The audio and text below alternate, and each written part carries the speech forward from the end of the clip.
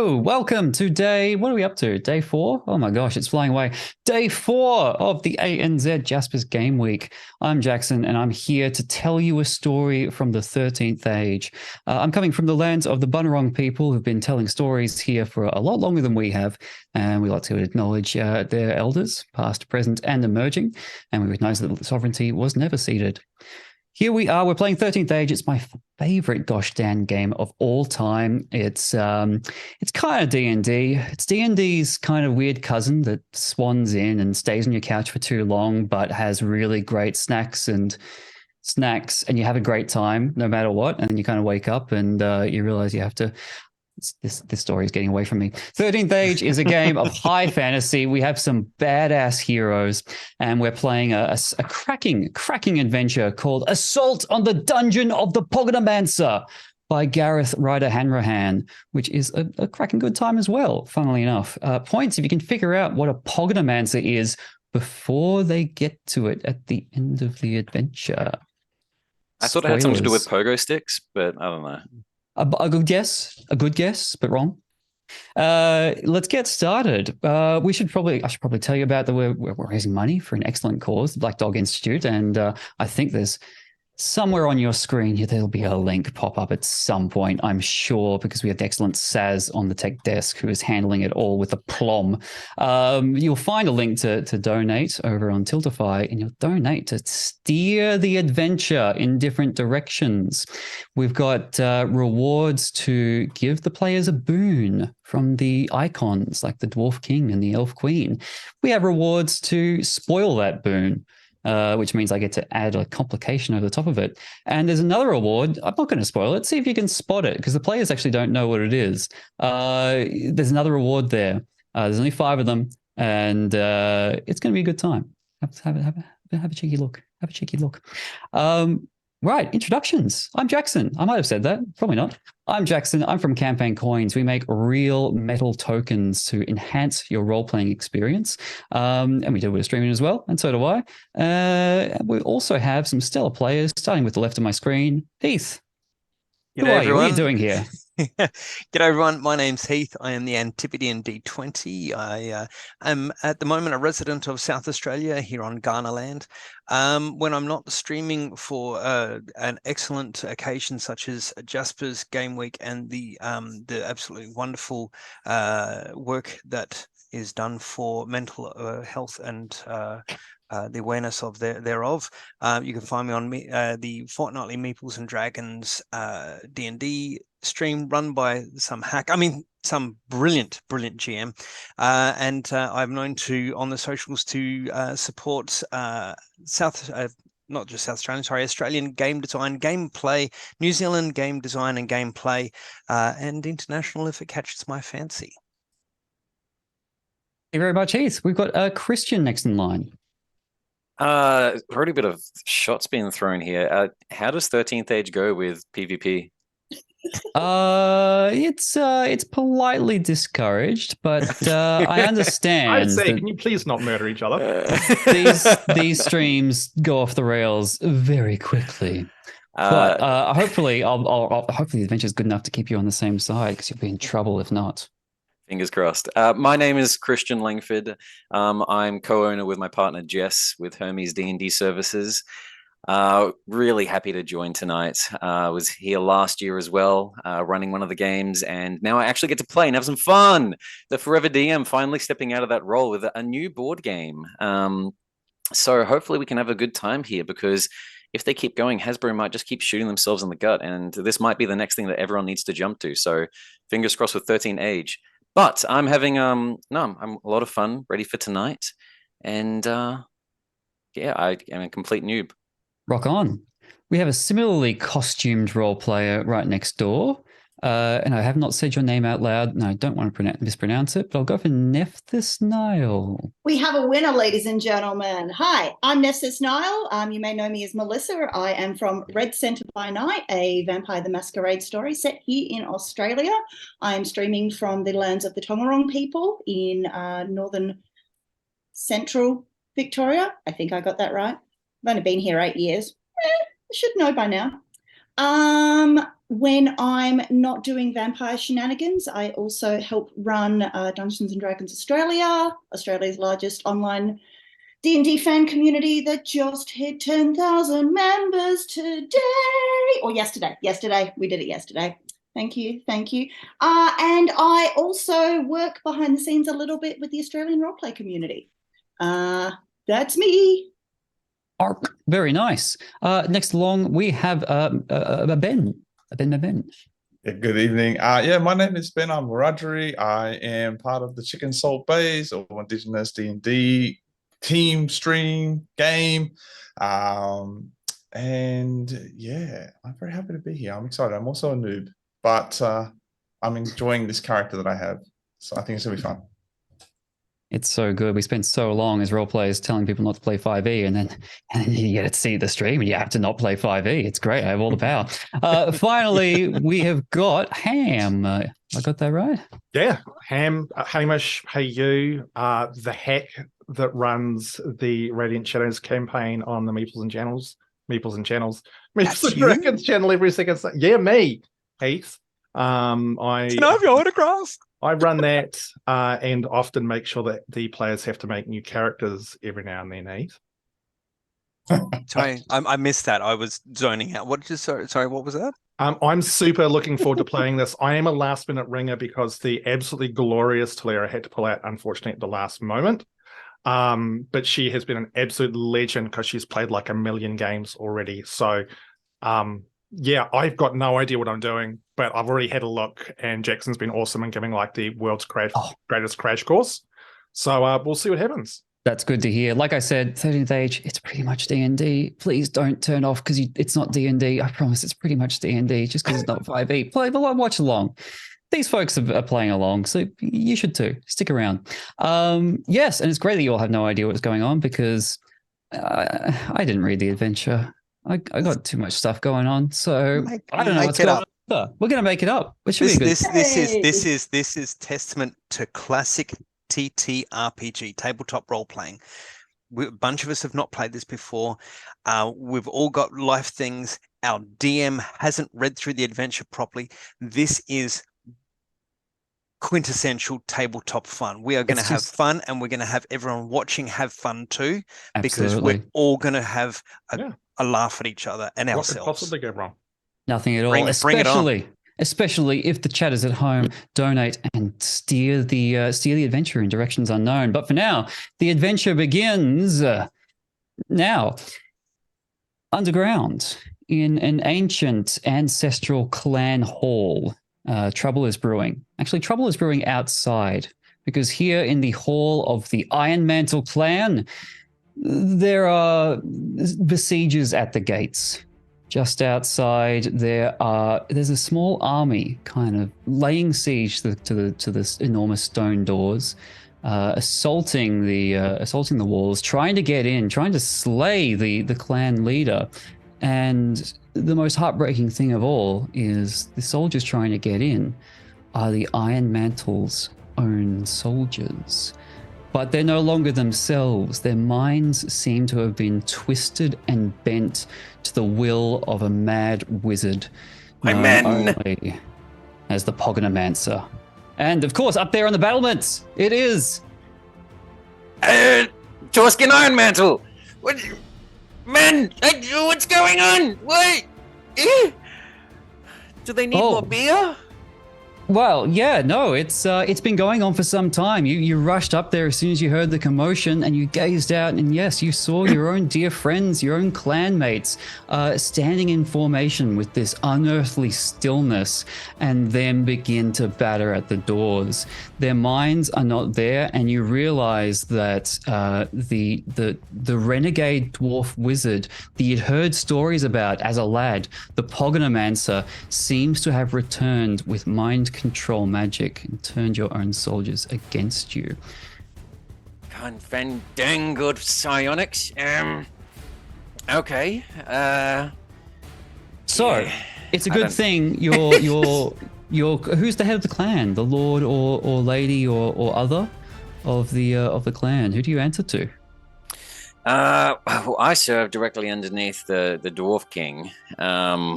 Oh, but like in between. Who's the head of your clan, of the clan Iron Mantle? Oh, what are you talking about? It's me. Oh, it's you. Excellent. Yes. I don't even need to come up with an NPC voice. Fantastic. No. You know what's going on. Your mind snaps to attention and you realize, maybe that traveler, what was her name? Brunhilde Merrymaker. Oh, actually, was she a traveler or was she known to you already? Brunhilde, what's your story? Brunhilde has just come back.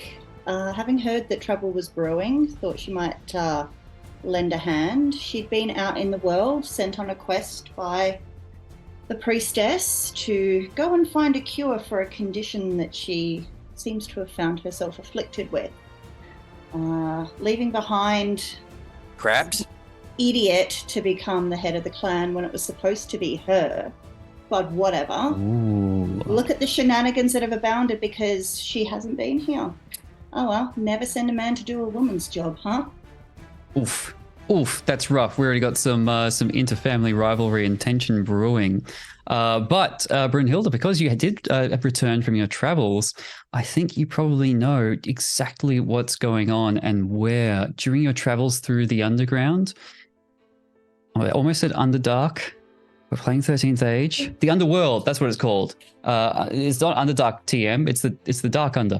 No, it's the Underworld. Well, during your travels through the Underworld, which is like a dark and spooky place, not at all tamed by civilization, and yet the dwarves are forced to live there, kind of close to the surface, you did get the sense that, maybe a few hours travel through those dark and winding caverns, you did kind of hear rumors of some kind of wizard's tower that had popped up and wasn't there before, but seems to have coincided with these thralls at the gates. And so, the underworld is not a safe place. It's certainly not a place to march an army through. You think it would take like a very small elite team of adventurers to make their way through the underworld, investigate this wizard's tower, and confirm whether that is indeed where the Pogonomancer has set up. And only then could you hope to bring an end to these enchanted, treacherous soldiers. Don't bring an end to the soldiers; they're your friends. I meant bring an end to the Pogonomancer, and then soldiers be your friends again. It should be fine. No one's hurting my men. Exactly right. Well, I mean, I've given you the adventure. I don't know if you need to discuss any more. You could discuss your plan of attack briefly, but at any moment there'll be another kind of knock at the door of your clan kind of panic room, as the dwarves are not the only creatures that live underground. At any moment, someone will knock on the door, and a fellow kind of ally of the clan, another underworld denizen, will knock on the door and offer their assistance. And I would love to know who that is, because there are 3 more player characters. I'm happy to jump in there. There's a knock at the door. It's an absolute. Oh my god! Pounding of the door. And who do we see standing there? Standing there is a very, very, very small gnome with a ridiculous amount of thick, curly, completely out of control red hair. A very large nose. Some quite nice robes. Maybe slightly stained from travel. A young, hard to tell what her age is. But she'd look at you guys and goes, "Hey up, what's going on? My name's Betty. I'm here to help out, I think." Betty, I think you've got the wrong room. Oh. Pay no attention to my cousin. Come in. The more the merrier. She doesn't look like a soldier. What are you talking about? You don't look like one either. Oh, I start profusely sweating in anger. Can I? Excuse me, mate, but you're a bit rank with that sweat. It doesn't actually kind of smell like sweat. It tastes nice, though. I don't know about this. And why are you here? How are you helping? Me? You have information? Information? Oh, God, no, I ain't got no information. I'm just here to blow stuff up. Just here for a good time, really. I can do the whole like the spell stuff. I mean, not very well because I kind of like maybe failed wizard school. But I mean, look, apart from that, you know, you want stuff to blow up. You want to bring the thunder. You talk to Betty. This is a shocking beginning to an interview. And just as Betty finishes, extolling their virtues, there's another knock at the door. And it seems like another underworld denizen and newfound stalwart ally is about to come into the panic room. Are the guards stopping anyone from coming into this high officer meeting? No, Who's here now? The guards are trying to break down the front door and get back in. Yeah. It's a very small knock at the door, very gentle knock. And as the door opens, you see walking in quite a short looking mushroom-esque type person. A fungoloid, a bit of a mottled coloration to the body. Certainly, like little tiny mushrooms growing all over the limbs, and almost what you would think is like almost like a little kind of afro-ish-esque shaped head that looks like the top of a button mushroom. It walks into the room, doesn't really say anything to you all, and just sort of stands there and shakes, and spores go everywhere.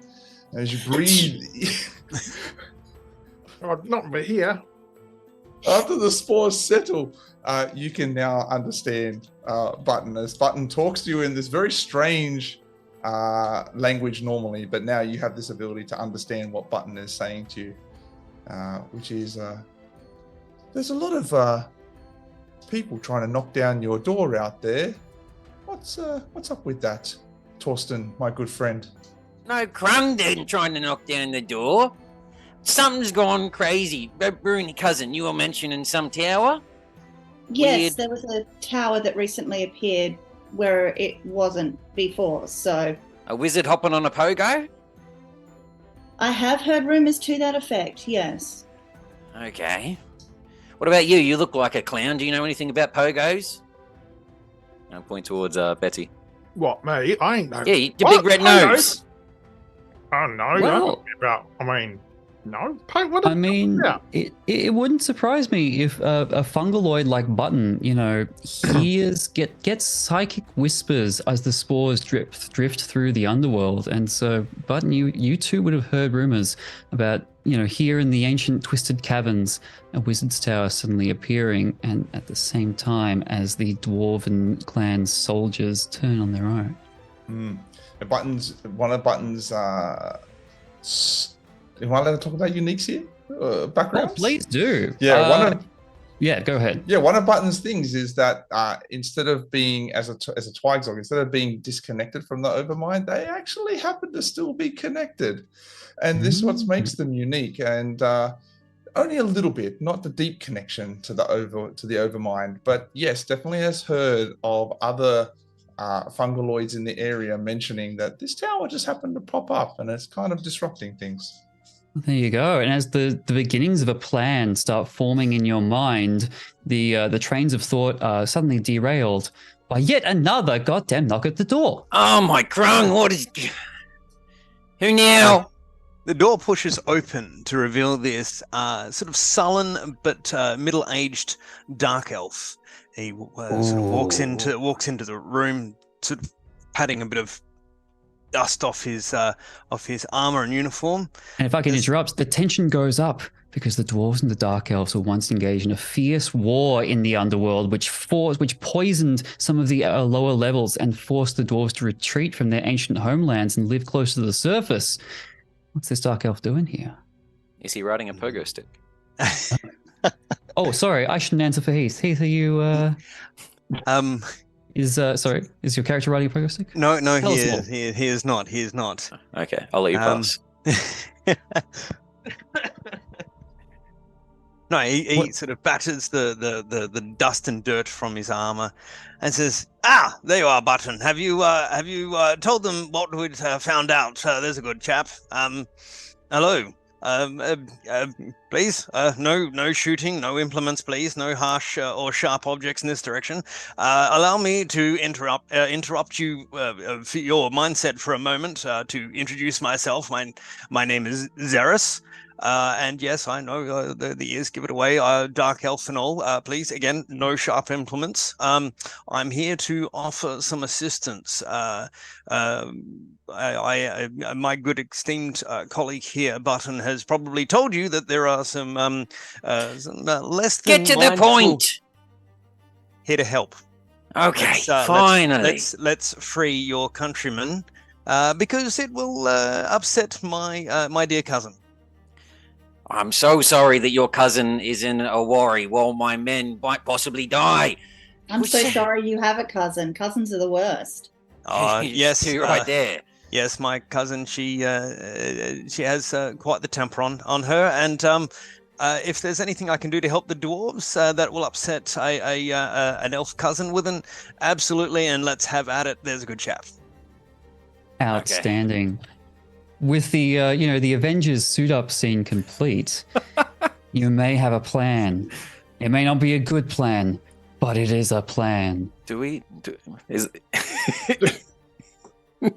Well, I miss a crucial step here. Do we actually have a plan? Execute all people riding pogo sticks and go down to a tower. Go to the tower. Yeah. Annihilate pogo sticks. Okay.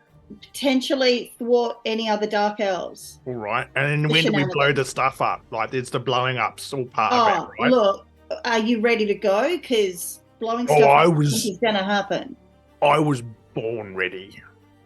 Look, if we don't get to blow anything up, I promise there's a certain cousin you can blow up. They call me Betty Ready. Do they, though? They do now.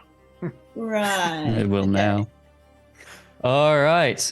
So I should flag, we've already had one donation from a very generous person who has had a browse through the Tiltify rewards, seemingly been a little bit intimidated by all the options and gone for Spoil a Boon, which means I should probably explain the Tiltify rewards one more time. There are a variety of 13 boons, bonuses that these adventurers could earn. And a boon is just like a blessing from an icon, like a demigod. And those include the Dwarf King and the Elf Queen and the Archmage. You know, you all know the stories. Like, we all speak fantasy. We all know all the stories about the Dwarf King. We all know all the stories about the Prince of Shadows, the greatest rogue in the world. 13th Age is like a game about fantasy stereotypes, right? So if you go, oh, I want the greatest rogue in the world to help them out, donate $13, give them a boon from the Prince of Shadows. Or, you know what? I really want Betty to blow something up sooner. Spend a reward, give a boon from the 3 ancient dragons who once walked the earth. And it'll be a good time. And I mention that because we've had one donation, which is Spoil a Boon, which means I get to add a nasty twist to it. We actually haven't had any donations to get any boons. So thank you for the donator who got me the ability to spoil a boon.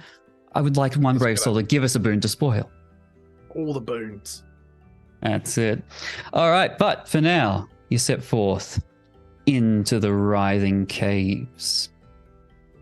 And of course, these are, you know, I would say that you all being denizens of this local area of the underworld know the writhing caves like the backs of your hand.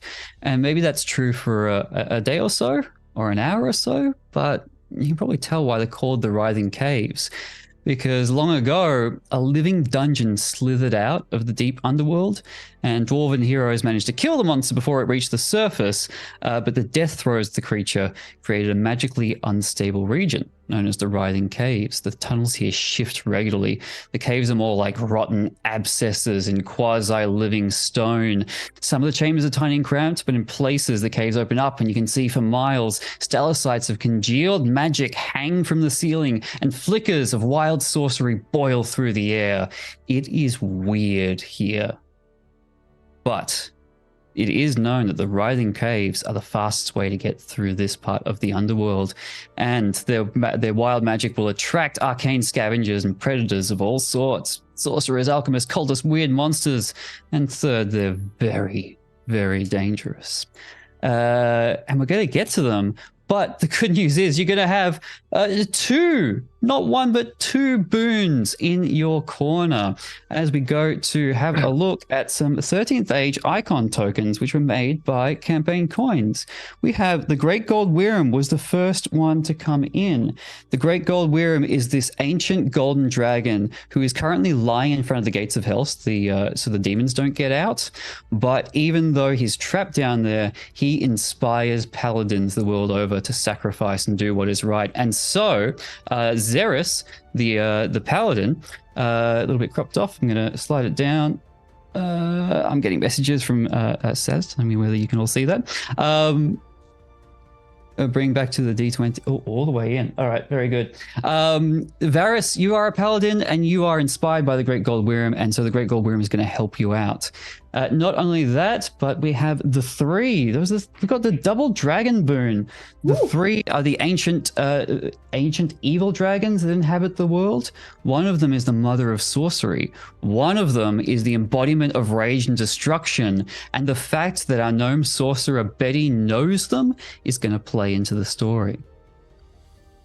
But as I said, my first donation was to spoil the boon. And so the first boon that came in, I think, is going to have a complication attached to it. There you go. So players, keep that in mind. Varys, you have a boon that will be somewhat spoiled.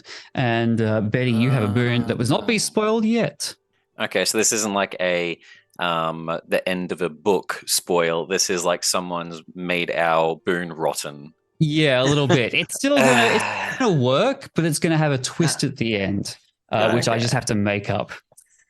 Excellent. Thank you for those donations. And I have two other donations that have come in. Thank you. You know who you are. Stay tuned. All right. So into the Writhing Caves we go, and we get started on a delightful 13th Age mechanic called a montage. We're going to have a montage scattered around through the adventure. But for now, the first part of the montage is as follows. We see like a silent kind of just like quick succession of scenes. And in this scene, we see some kind of hazard, some kind of danger, some kind of, terrible, adventurous obstacle that you encounter in the Writhing Caves. I don't know what that is. Someone's going to have to tell me. Based on my description just before, I just need one person to tell me what kind of nasty, terrible, dangerous hazard would you encounter here in the Writhing Caves? These ancient moving stone things twisted with dark magic. One person should tell me what you encounter. Section of the cave is still partially alive and trying to dissolve and devour us like the insides of a stomach. Oh, absolutely. My cousin doesn't know what he's saying. Oh no! Well, that was actually Christian giving us the hazard. It's a key distinction because yes, Christian loves pogo sticks. Yeah, you come into the cave and magical digestive juices are dripping from every stalactite or stalagmite, I can't remember, congealing in pools on the ground, threatening to dissolve you at any second. But one of you, not Torsten, but one of the other characters knew exactly how to get around this. And you actually don't need to make a dice roll. You don't need to, look at your mechanics. You don't need to use the rules of the game. I want one character to say, oh, well, it's a good thing I was here. Here's how I got through this hazard. Here's how I got through the magical digestive juices. And here's how I looked badass doing it. So the first person to put their hand up and confidently give me an answer is the one who got them out of this section of the montage. Yes, we got Brunhilde. Ooh, I think Brunhilde was, I'm not sure if Brunhilde was faster, but it was a bigger hand. So I'm going to give it to Brunhilde. So through her travels in Iceland, she's carried a lot of salt to make the pathways nice and easy to walk on. So she just has pockets full of salt, and acid, base neutralizes each other. So she just throws a shit ton of salt at the acid base. It looks like a cloud. Maybe Betty's a little bit jealous, and it just dissolves and we can go through. Outstanding. All right. Crowd and just shakes their head, and just to help, just excites them so much. Well, excellent. So yes, Brunhilde saves the day with a terribly well-placed pile of salt. And so there she is leading the way through the caverns when something swoops out of the air. a ball of feathers, but dive bombing straight for her, straight for her lovely bearded locks. Brunhilde, I'm going to need you to roll initiative just for you. It's like you're leading the way. You're on your own. Roll initiative. We'll see how quick you are. Okay. Initiative, of course, just your dexterity modifier. You've got Plus your this. level. We believe in you. Thanks. Oh, you really shouldn't. That is 9. Ooh. All right. This bundle of feathers rolled a 22, and so with a razor-sharp beak and nail-like claws, this owl dive bombs you and has an attack with its stooping claw. Stooping claw. Is that a typo? Should it be swooping claw? I don't care. And rolls a natural. It's got a hunch. It's the stoop. And rolls a natural 1. And kind of goes flapping away. Now it has a special ability. It immediately pops free from you. It's no longer engaged with you, and it's now at a nearby distance, kind of just doing a swoop and then reeling away. You can have 1 turn before it gets away. What would you like to do?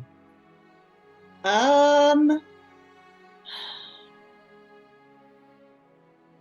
want to throw one of my axes at them. Good call. You can have a basic range attack, unless you've got some like super special fighter powers to add on to that. But otherwise, just have a range attack. Let's see what happens. Ranged attack? Cool. And that's just another d20 plus my modifiers, yes? You've got your basic melee attack over there on the right. That makes things a bit simpler for you. Oh, okay, I see. Sorry. Oh, sorry, basic ranged attack, rather. All right, so I rolled a 15.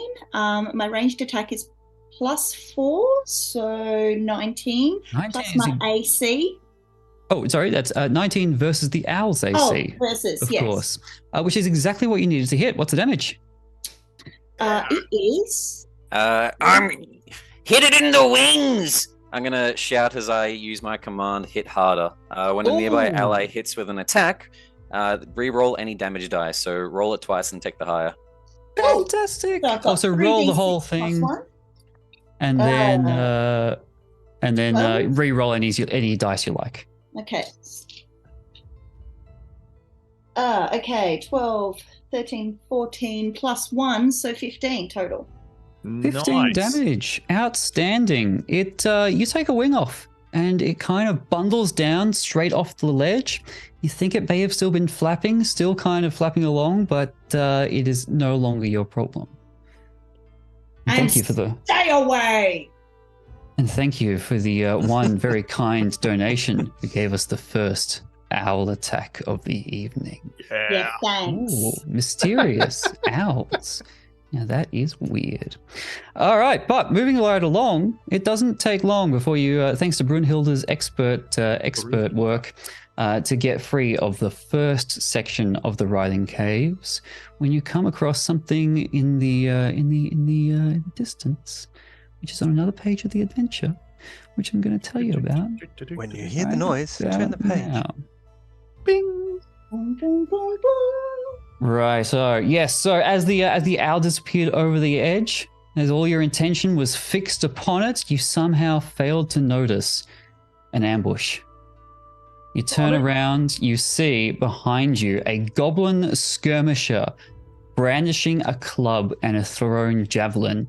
And as he screams, 9 little tiny goblins scream in unison and charge out from behind him from where they were hiding in the behind the rocks. And then above them all floats an 11th goblin. This one floating in the air, covered in some kind of weird skin-tight leather suit with a mask and big black glass eyes staring out at you, with tubes running from his mouth to like a pack on his back, floating there ominously. I may have... Sorry, the one goblin skirmisher. You know what? Roll initiative. I'm going to figure out this combat as we go. It'll be fine. It'll be fine. It'll be fine. Oh, initiative. So it's simply your initiative bonus plus dice roll. Yeah, initiative bonus is also your dexterity. I misspoke. We've got 9 goblin skirmishers rushing you. We've got one kind of leader on the ground with a sparkly wand, waving it kind of near the back, and we've got the goblin in the leather suit with tubes coming out of the mouth, floating above all. But yes, let me hear about those initiative rolls. My visibility is horrible in this. I have to turn my entire head. I got a 12. We've got I button can on see- 12. I can just see the dwarf saying that to the goblin. Just stand there. The visibility of this thing is rubbish. Yeah. Let me turn my head so I can see you. Where's it coming from? Betty got a 19. 19, thank you. 11 plus 6 is 17 for Zerys, sorry. 17 for Zerys, Torsten. Trying to find where the enemy is. I only got a 10. 10, and Brunhilde. 23. 23. Very nice. The goblins are going to roll a 9, which puts them last. Oh, lame. All right, so we're going to go Brunhilde, Betty, Zerys, Button, Torsten, and the goblins are lagging behind. So yes, let me think. I think the goblins managed to get up quite close to you. So the goblin skirmishers, 9 of them rushing towards you. They're nearby. The kind of the one with the sparkly wand. I'm probably going to say far away. The levitating one, definitely far away. So you need to spend 1 move to close the distance to a nearby. You'd have to spend 2 moves to close the distance to a far away enemy. I think I've given you enough information. I've talked for long enough. Brunhilde, what do you do? I am definitely going to close in on, or start closing in on the one with the sparkly wand. They're As you far do. away, aren't they? So that's 2 They are moves. far away. It's 1 move and you're nearby. And if you've got a Okay. ranged attack, your throwing axes are probably only nearby. So you could probably throw another axe if it's nearby, not far away. Yeah, You no, can also use your standard action to move again if you want to, but then you can't attack. With Christian, out of character learning stuff here, can she, so combat has started, forceful command, I start with 2 command points. I also have charge. 1 ally can move and make a melee attack as a standard action. Can I do that on her turn so she gets double movement? Absolutely can. So with a single, so she can move first, and then with a single standard action, move again and attack. All right, what does the commander shout out from the back? Cousin, go for the sparkly one. He looks dangerous. I'm going to do it, but not because you told me to do it. Fine, whatever, just please. And with the commanders spurring on, yes, you can make it to the sparkly wand just in time. Awesome. I'm going to bring out the big axe, which is actually like one of those squeaky hammers, that you, like the inflatable hammers, metal tipped. And Ms. Merrymaker is going to go smash him. For her as well, does she get to attack twice because she has her own attack and the attack my charge gives? I don't think so. I think the standard action is she's attacking and moving. And so here's Oh, the I see. attack. So make a melee attack as a standard action. So it does consume her. Okay. This I is get her attack, but, free move. Excellent. Cool. So a roll to attack.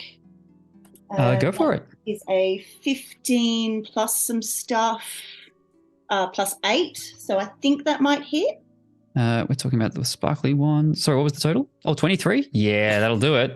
What's the damage? It is 3d8 plus 5. So 5, 9. Here's a fun thing I like to do. Everybody feel free to roll your damage at the same time as your attack, whether it hits or not. And then you've got the numbers ready to go. So 15 total. 15 total. Fantastic. It is staggered, which means it's already down to half hit points. And as your hammer, axe, I can't remember. It's an axe, but it looks like a hammer. Oh, fashionable. As your haxma comes down, you go to bring it up as the sparkly wand goblin raises its head and snarls at you. You get ready for the next attack, and you realize your arm is stuck, and your arm is itchy, and your arm is tingling, and your arm is burning. As you realize it's stuck in a near translucent jelly-like substance. And as you try to pull it free, the jelly ripples and reveals the shape of a nearly translucent gelatinous cube, Tell me someone saw that. at the center of which is this floating, levitating goblin Doing great, cousin. with the breathing mask and the enchanted leather suit within the jelly. And so this cultivated cube is going to get a pretty sneaky bonus attack on you. You are stuck fast. You cannot move. You are weakened. You have -4 to all your attacks and defenses. And you take 5 ongoing acid damage. So that's fun. Yeah, we But can. it's not his turn yet. So go ahead and take your 5 acid damage and you are stuck. But you may have something to help you out because we've had some other generous donations. We've got Betty. You are going to get a little sneaky bonus from your good friend or good frenemy or good enemy, the Diabolist, the greatest demon summoner in the world.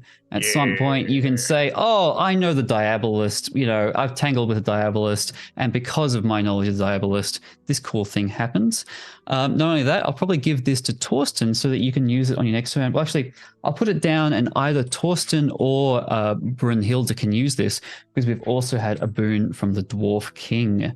Either of you, whoever spends that first, can have it, but then might have another Dwarf King come up, and then the other one of you can have the second one.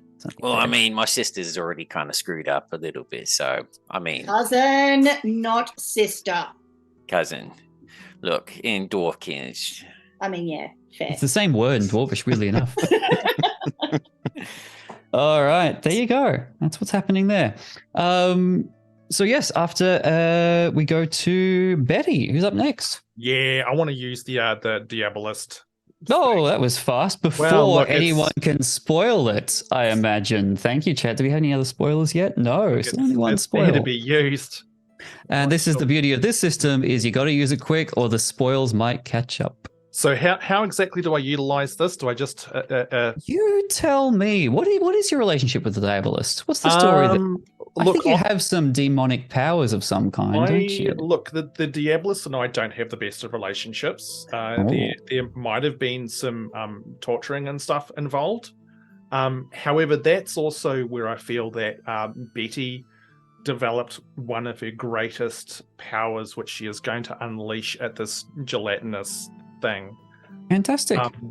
So Betty kind of sucks in a bit of air, sucks in a bit more, and it's just like, and unleashes the most unbelievably resounding belch. And I'm going to cast Echoing Thunder and essentially just try and blow this gelatinous goop into 1,000 shades of splatter on the wall. Outstanding, as you do. All right. Are you using your Diabolist spoon yet, or are you going to wait for an idea to come along? So I'm still not entirely sure I understand how the boon. Can the boon like accentuate that? Like, can it do? Yeah, if you want to, you could say, because I escaped from the Diabolist torture pit with my amazing, belching, echoing belching. This is like my signature spell, and when I get emotionally in that same place in the Diabolist's hellhole, that's what I learned from the Diabolist. Is I have a burp, and it means it. And that's just like I'm channeling those screams through the belch to sort of try and empower this magical belch of mine. Outstanding. I would say that you could probably do max damage with this if you want to, if you hit. Or you could make it like a guaranteed hit and roll your damage. What do you think? I was going to do maximum damage, and I rolled a natural 19, so that's 27. Oh, I think that's going to do it. And were you targeting 9 skirmishers running towards you? I would guess. What is the range there? Thunder damage. It doesn't say, so it must be nearby. Yeah, so you can probably target the little guys, unless you move first and put yourself in range of the little guys. So I'm going for the gelatinous thing that got Brunhilde. Mm-hmm. Excellent. All right, go for it. As you spent your Diabolist boon. There it goes. The max damage for that 3d6. So that's 18 thunder damage. 18 thunder damage on this cube, which is not going to be cube shaped for very longer. It ripples and it shakes and it nearly kind of turns to a puddle, but it is still standing for now. Well, standing, still cube shaped. And as a side note, there is an after effect for this if I get hit with a melee attack. So I'm going to just sort of flavor that by saying that after the belch, there's a really terrible after smell. Probably like Betty hasn't probably Yeah. brushed her teeth, or she had onions for lunch. Aftershocks. So sorry, No one needs that. sorry, Brunhilde. Shouldn't have. No, that's fine. Thank you. That's a eaten woman. that garlic. Gross, first of all, but effective. All right, so yes, a good shake for the cube, and watch out for aftershocks. As we go to who is third up, we go to Zerys. What do you got for us? I'm guessing Zerys is a little bit further back in the group. Yeah, I think you're so all not all within nearby to the skirmishers. You're far away from the sparkly wand, who I can now tell you is a goblin cube tamer. That sparkly wand seems to be emitting tiny little lightning sparks, which the tamer was using to prod and encourage the gelatinous cube further with his floating goblin companion inside. Slavery. Right. So not near. So you were saying earlier about the ranges is nearby. Close, nearby, and far away. Yeah, you're currently nearby the skirmishers, Yep. and you're far away from the cube and the tamer and the Okay. shaman. You can So take your move, and then you can engage with the skirmishers, and now you're nearby the other ones, and you Right. can you need to take 2 moves to engage with the cube. Zerys has a longbow. That has a So- range of far away. So- you can So absolutely he pulls shoot. out the longbow. Goes, yes. They wouldn't let me use this back home in the court. Haha! I remember how this went. And he knocks an arrow, and he's going to aim for the wand wielder. The tamer. Excellent. Have a go. So it says attack is plus versus AC. So dice plus the bonus versus what the opponent's AC is. The tamer's AC. Exactly right. Alrighty. You got this. The Heath. tender. That is an 18. Wow. Plus 18 is plus 6 makes 24. 18 is exactly enough to hit anyway. So go ahead and roll Nice. that damage. Nice. Now, one of the things, I guess I'll do this now. So it's 3d8 plus 3. Whoa. Go ahead. So that's not the best. That's a 2, that's a 7, and that's a 1. So that's 10 plus 3 is 13.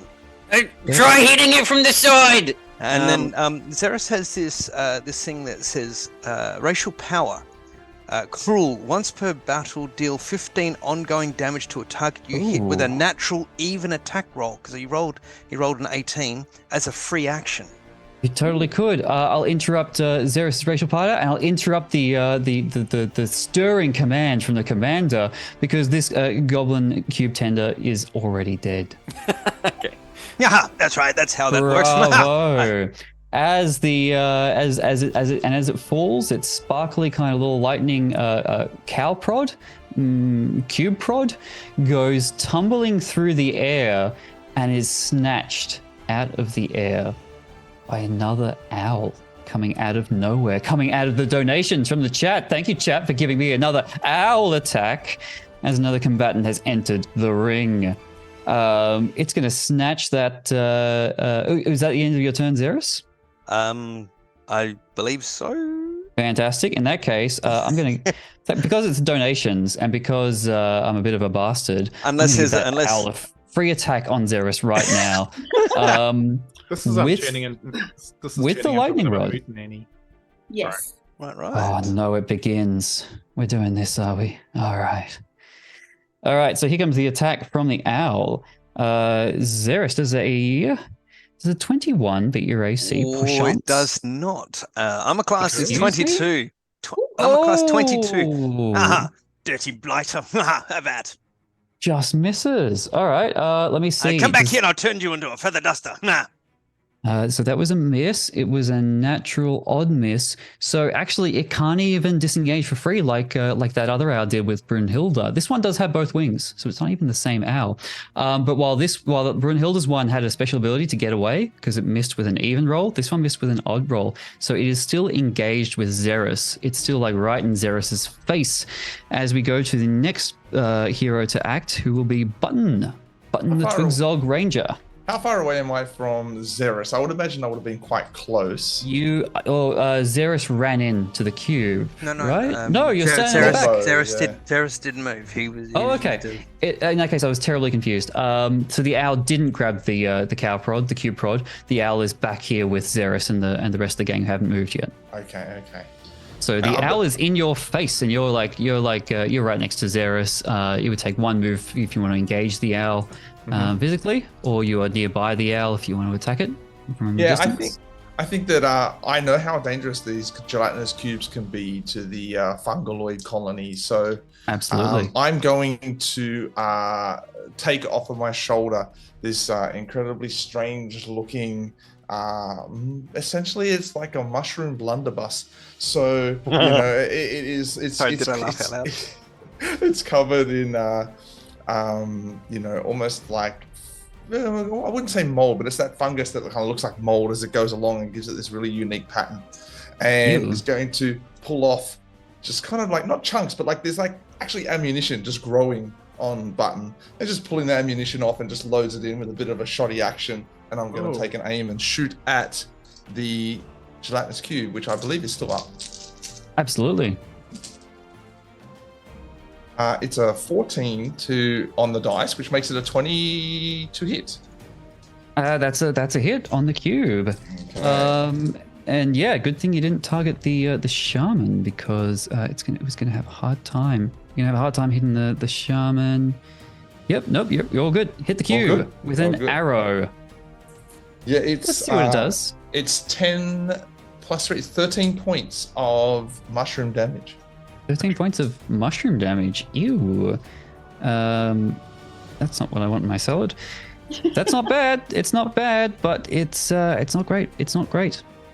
Let me see if it has anything else, but no. Oh man, that's hilarious. All right, good to know. Can I ask a question, Jackson? So you hit it. It's not down. It's just staggered. You just kind of barely got it down to half hit. Okay. Hit points. What's your question?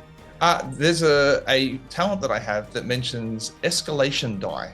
Oh, wouldn't you like to know? Escalation die. Yes, I would like to know. We're going to see it at the end of the round. Okay. All right. Cool. Stay tuned to find out more. What a bastard I am. I'm just not hitting you all yet, and I want to keep some secrets. Let me have my secrets. You got it. As we go to Torsten, up next, lucky last. Okay, so lay of the battlefield. There's a bird behind us on Zerys. There's a gelatinous cube up on my sister, cousin, mother, partner. And then how many goblins are left, including the BDSM guy at the back? Oh man, you guys haven't bothered the goblins at all, barely. So the levitating, you thought it was levitating. It's actually inside the gelatinous cube with some breathing apparatus. The goblin that was prodding, there was a goblin really the goblin that was prodding the cube with its cowpoke is now dead, and the cube poke is lying on the ground, kind of sparking. And there are 9. I thought the owl had the I misunderstood. I thought you were up at the cube, so no, the owl attacked you at the back. My bad. The owl doesn't have the wand? No one has the wand. No, it's on the ground. Could have sworn you said it snatched. I did, because I thought you were in its face, but I wanted the owl to attack you, and you're right here at the back of the room, back at the crowd. So there's 9 goblins behind that, and there are 9. There are 9 goblins rushing towards you and are going to attack you on the next turn. And then behind all of them is BDSM man with his tank. Behind them is the. I'm not going to use your words. It's the goblin shaman levitating inside the gelatinous cube. Yes. Okay. Now, just as a quick check, the goblin inside the gelatinous cube with the breathing apparatus, is he even a threat? The goblin shaman, it's dressed like a shaman. He's got some like magical kind of nonsense brewing. Who knows what kind of hexes he may have, kind of nasty spells. And the trouble is, normally with wizards and shamans and spellcasters, you can punch them and they're no longer a problem. You have a hard time punching this one inside the gelatinous cube. You see, these goblins, they're cunning. They've thought about this. They go, put the shaman in a cube, let him breathe. It will be perfect. Okay, well, I don't want to have to run forwards and backwards. I hope that they can handle the owls that keep coming from somewhere. And I'm going to rush forward to the gelatinous cube and give it a whack with my movement and my standard action. Have a go. Okay, now I'm going to use... Oh, no, I need to hit first to do that. Never mind. That is only an 11 to hit. 11. Before I find out the result, I did roll at the start of combat Moment of Glory. When I roll for an initiative, I also roll a d4 as a free action, and I can add that to an attack roll or saving throw made by me or an ally after I see the roll. So I would like to add 4 to that to make it a 15 to try and hit. 15 total? Yes. No. Oh my god. The cube's a little bit tougher than that. No. Okay, well... So it's a miss, but here's what's fun about 13th Age. You do a little bit of damage on a miss. Isn't that nice? If you look at your basic melee attack, you've got a number there next to your miss, and it's probably equal to your level, which I believe is 3. So even just for daring to engage a monster, you do a little bit of damage on it. You tickle it. It kind of ripples again.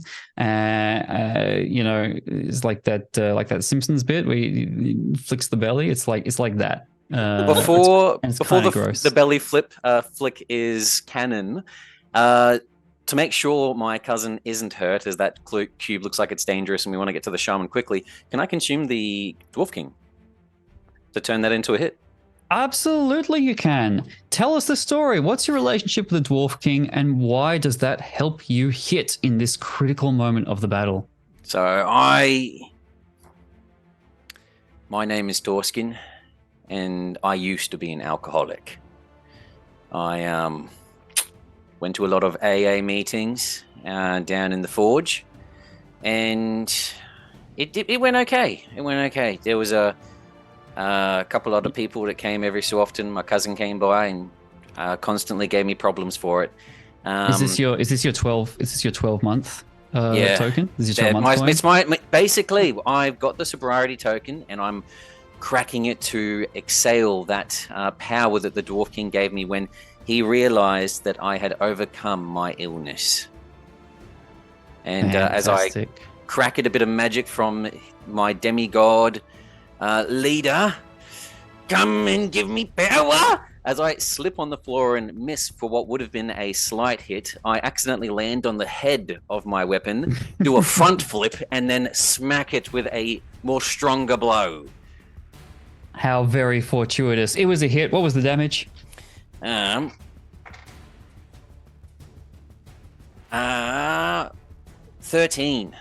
13 damage. Now that is a bit heftier. All right, the cube is actually looking a bit shaky. It's like it's got bits carved off it that is splashing on the ground with a sizzling sound. The shaman is looking around, and he's kind of like bringing his arms and legs a little bit closer inside the vehicle because suddenly there's a little bit less gel for him to swim around in. But it is the goblin's turn. As we go to the just so you're aware, one final thing. Because I hit, that's what I was trying to do. I'm going to use Fight from the Front, where I gain 1d3 command points. You do you. Go for it. 3, so I have 4 in total. Nice. That's excellent. All right, as the Goblin Shaman takes the first turn, it's going to bring out some poison fog up to 3 of his enemies who have decided to engage the cube. I think it's just Betty and Zerys are still in the back row.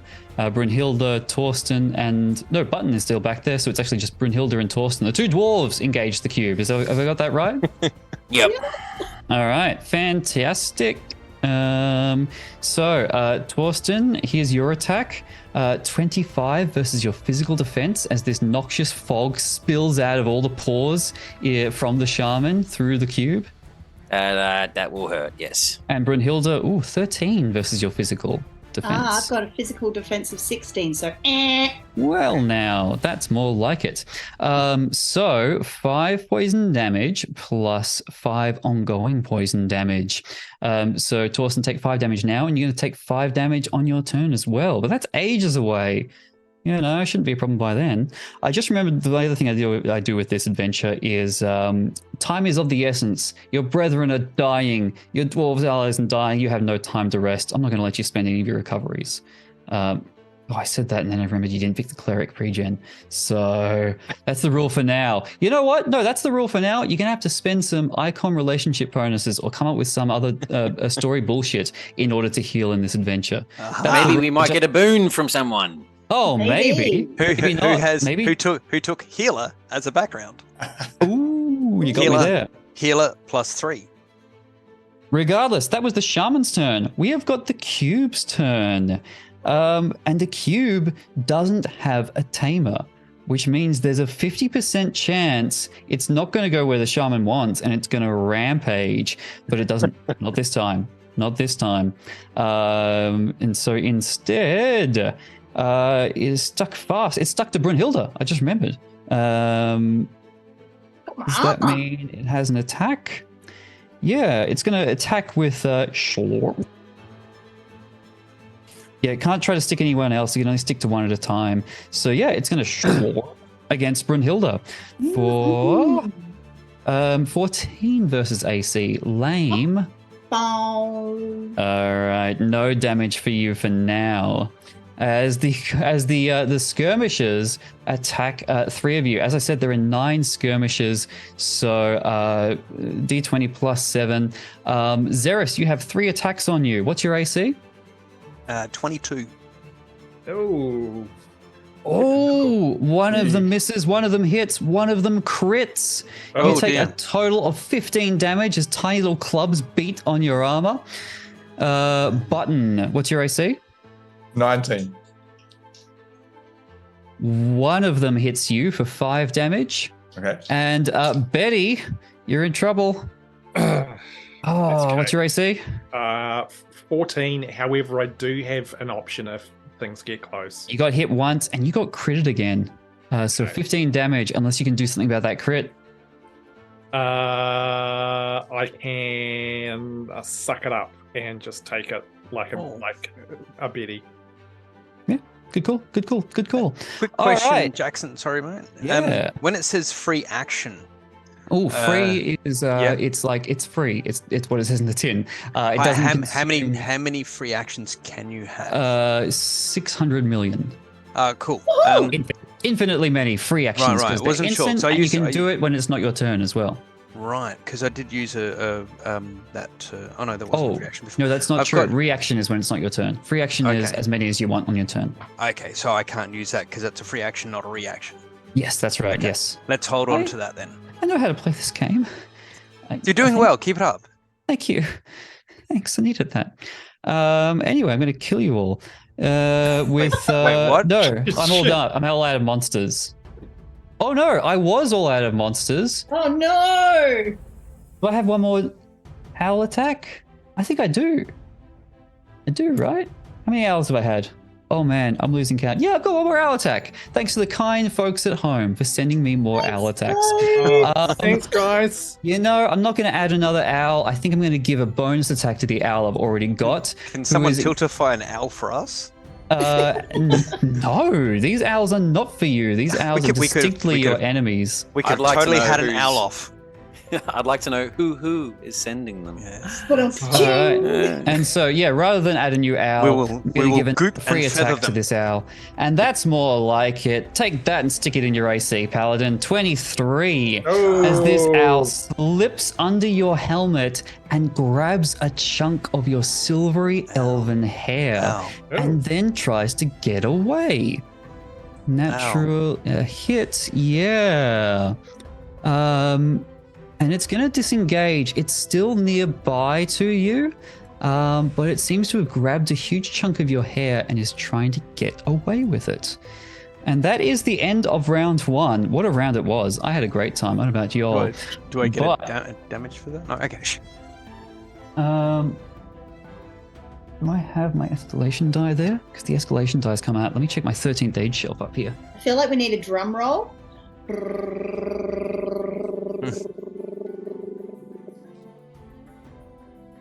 And you're all dead. Yeah. I don't. That's a pain. I'm going to have to see if I can run downstairs and get it. The escalation die is a fun 13th age mechanic, which is now equal to 1. Because you mighty adventurers, the adrenaline's pumping, your heart rates increase, your senses sharpening, your muscles bulge, your magical power peaks, and you now add 1 to all of your attacks for this round. And you may have some fun powers which interact with the escalation die, which again is now equal to 1. Believe it or not, if this fight is still going on at the end of this round, when we come back around to the top of the round, back to Brunhilde's turn again, the escalation die will be, anyone guess? Magical That's it. 7? 2! It's very predictable. But for now, it is equal to 1, and you will add 1 to your attacks as we go back to Brunhilde, who is still stuck to this goddamn cube. Well, this is fun. She's being assimilated. I believe in you a little bit. You are stuck, you can't move, you can still attack with a -4 penalty unless you've got some nonsense to get out of this, which, you might have, thanks to the kind folks at home. We've had a donation to get a boon from the priestess, the representative of the gods of light. Am I wrong? Does not Brunhilde have a relationship with the priestess? She does indeed. She has Well, a now. positive relationship with the priestess. Excellent. You know the priestess. She is, of course, the representative and the speaker of the gods of light, the high healer of the world. She lives in a giant kind of metaphysical cathedral, and she is the healer and preacher on high, and you know her, and she knows She's a you, hunter. and you're mates. Yeah. So, as always, with a little bit of improv bullshit, you can tell us how that relationship is going to help you out in this scene, or save it for later. It's all good. No, I'm burning it now. I think you better had. So, stuck with my arm in the gelatinous cube, I'm like, wow, traveled the world, seen some stuff, and this is how I go out? Crying out loud. Ah, and I sing a song of light and A hymn. fear, and I start thumping along to the beat of the song, and it pulls my arm because the gelatinous cube is rippling in time, and I managed to pull my arm in the downbeats. Absolutely. So without even making a save and getting your entire turn back, that's an excellent bonus from an inspiration boon, an icon boon. You are immediately freed from this gelatinous cube, and you can have your full turn. What would you like to do? Get as far away from this thing as possible so the range attacks can get it. Fair enough. The goblins that were swarming in, are they? Oh, they went straight around you, and they're attacking your friends off in the distance. The paladin and the ranger and the sorcerer. You know, the dwarven allies who came out of the underworld are being swarmed by goblins because the two dwarves pretty much abandoned them to their fate. Wow. Right. Well, my cousin was particularly rude to them, and if I need to save face, I should probably go and ally myself with allies of the dwarves to That's get true. my job back. So I'm going to go and run over and... And leave me by myself? Yeah, bye!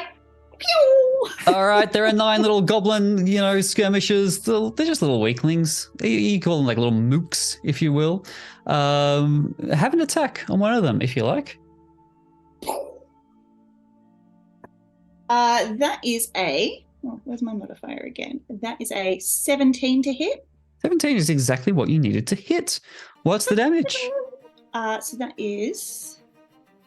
Where's my D8 there? 9, 11 plus 5, so 16 damage. 16. Here's the heartbreaking thing. He only had 8 hit points. No, So my you heart bleeds overkill. for him. Here's the thing about his heart bleeds for him. Here's the thing about 13th age mooks that's fun. These are little guys. They attack in a swarm. They've only got 8 hit points. Because they like attacking in a swarm, you hit one for 8 points, and that extra 8 points you still had carries over the next one. You take down 2 goblin skirmishers. I love this game. Who did you rescue? Of the 3 companions? Probably my mushroom friend first, because I'm still not sure about this dark elf. All right, so Twigzog Button still has 2 skirmishers on him. Did you rescue, did you take 2 off him, or did you do 1 off the sorcerer? I take 1 off the sorcerer, yeah. And 1 off the sorcerer, excellent. And so Zerys still has 3 skirmishers on him. Fantastic. If that is your turn, we can go to Betty. So I just remembered that little goblin individual that hit me should have actually been hit with 2d6 thunder damage. Thank you very much. Thank you for the reminder. I have a roll of that right now. Blade burp. So it would take 9 points of damage. That's enough to knock out one, and then carries over 1 point of damage to the next guy standing in front of him. And so the other Betty, guy that missed would have also taken 3 points of damage. Oh, really? Yeah. Oh no, This one sorry, missing? it's only once. No, it's only once. The Oh, first the next. enemy. Yes, yeah, excellent. All right, there you go. Great, yep. So you've only got one goblin left on you. Oh, look, I mean, Brunhilde sucked in way too much air just before, so she's still got another one in the chamber. So here we go. Echoing thunder again right in this goblin's face. Outstanding. Let's see what you can do. Oh no, that's not great. 13? 13. They're only little. Against physical defense? Yes. It wouldn't have hit their AC. It does hit their physical defense. Outstanding. So that's 3d6 thunder. Ah! Am I near this again? Seriously? Well, I'm sorry. Yep, you can't Really get away gotta from lay it. off the garlic. That's 9 points. 9 points. So that's 7. You cut it down to 9 point carry over 2.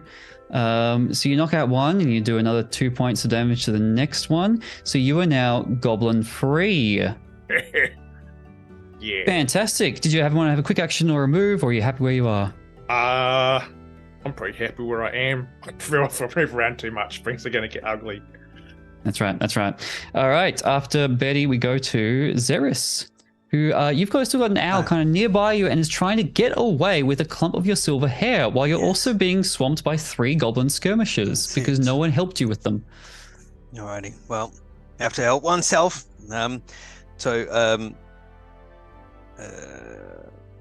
He's obviously he had the bow out before. To put a weapon away is an action, or just drop it to do something else. I can't remember the rules, so it must not be important. So go ahead and switch weapons. I don't care. Okay, cool. All the fast keys on the keyboard allow me to instantly put the bow away and pull out the 2-handed halberd. Oh, So he's righto. How do I turn this thing on? A point away from face, point towards enemy. Wait. He is going to have at this owl is annoying, but he's going to have at these 3 little goblins that are near him. Sorry, that was a claymore, not a halberd. Anyway, it doesn't matter. Point towards enemy, and he's going to swing at these goblins. Have a go. That's not the best. So basic melee attack +5 plus the dice makes 14. 14 against the goblins? Against AC? Yes.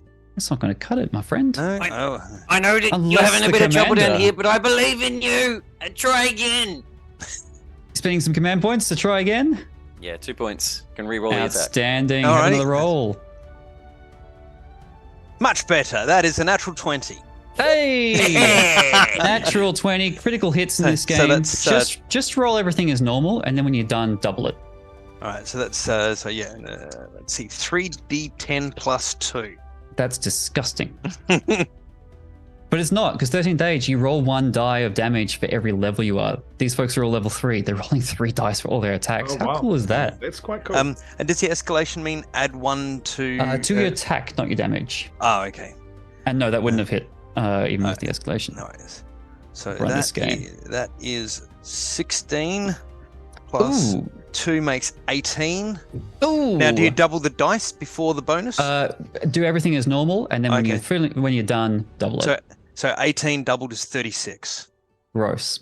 36. Does that pass through all 3 goblins? Well, You does that kill- pass through? This is a fine red mist. Does that pass through all 3 goblins and the owl? You kill Ooh. one. No, the owl is not a mook. unfortunately. Dang it. So you kill one goblin, you've got 30 hit points left. This game does need a bit of maths.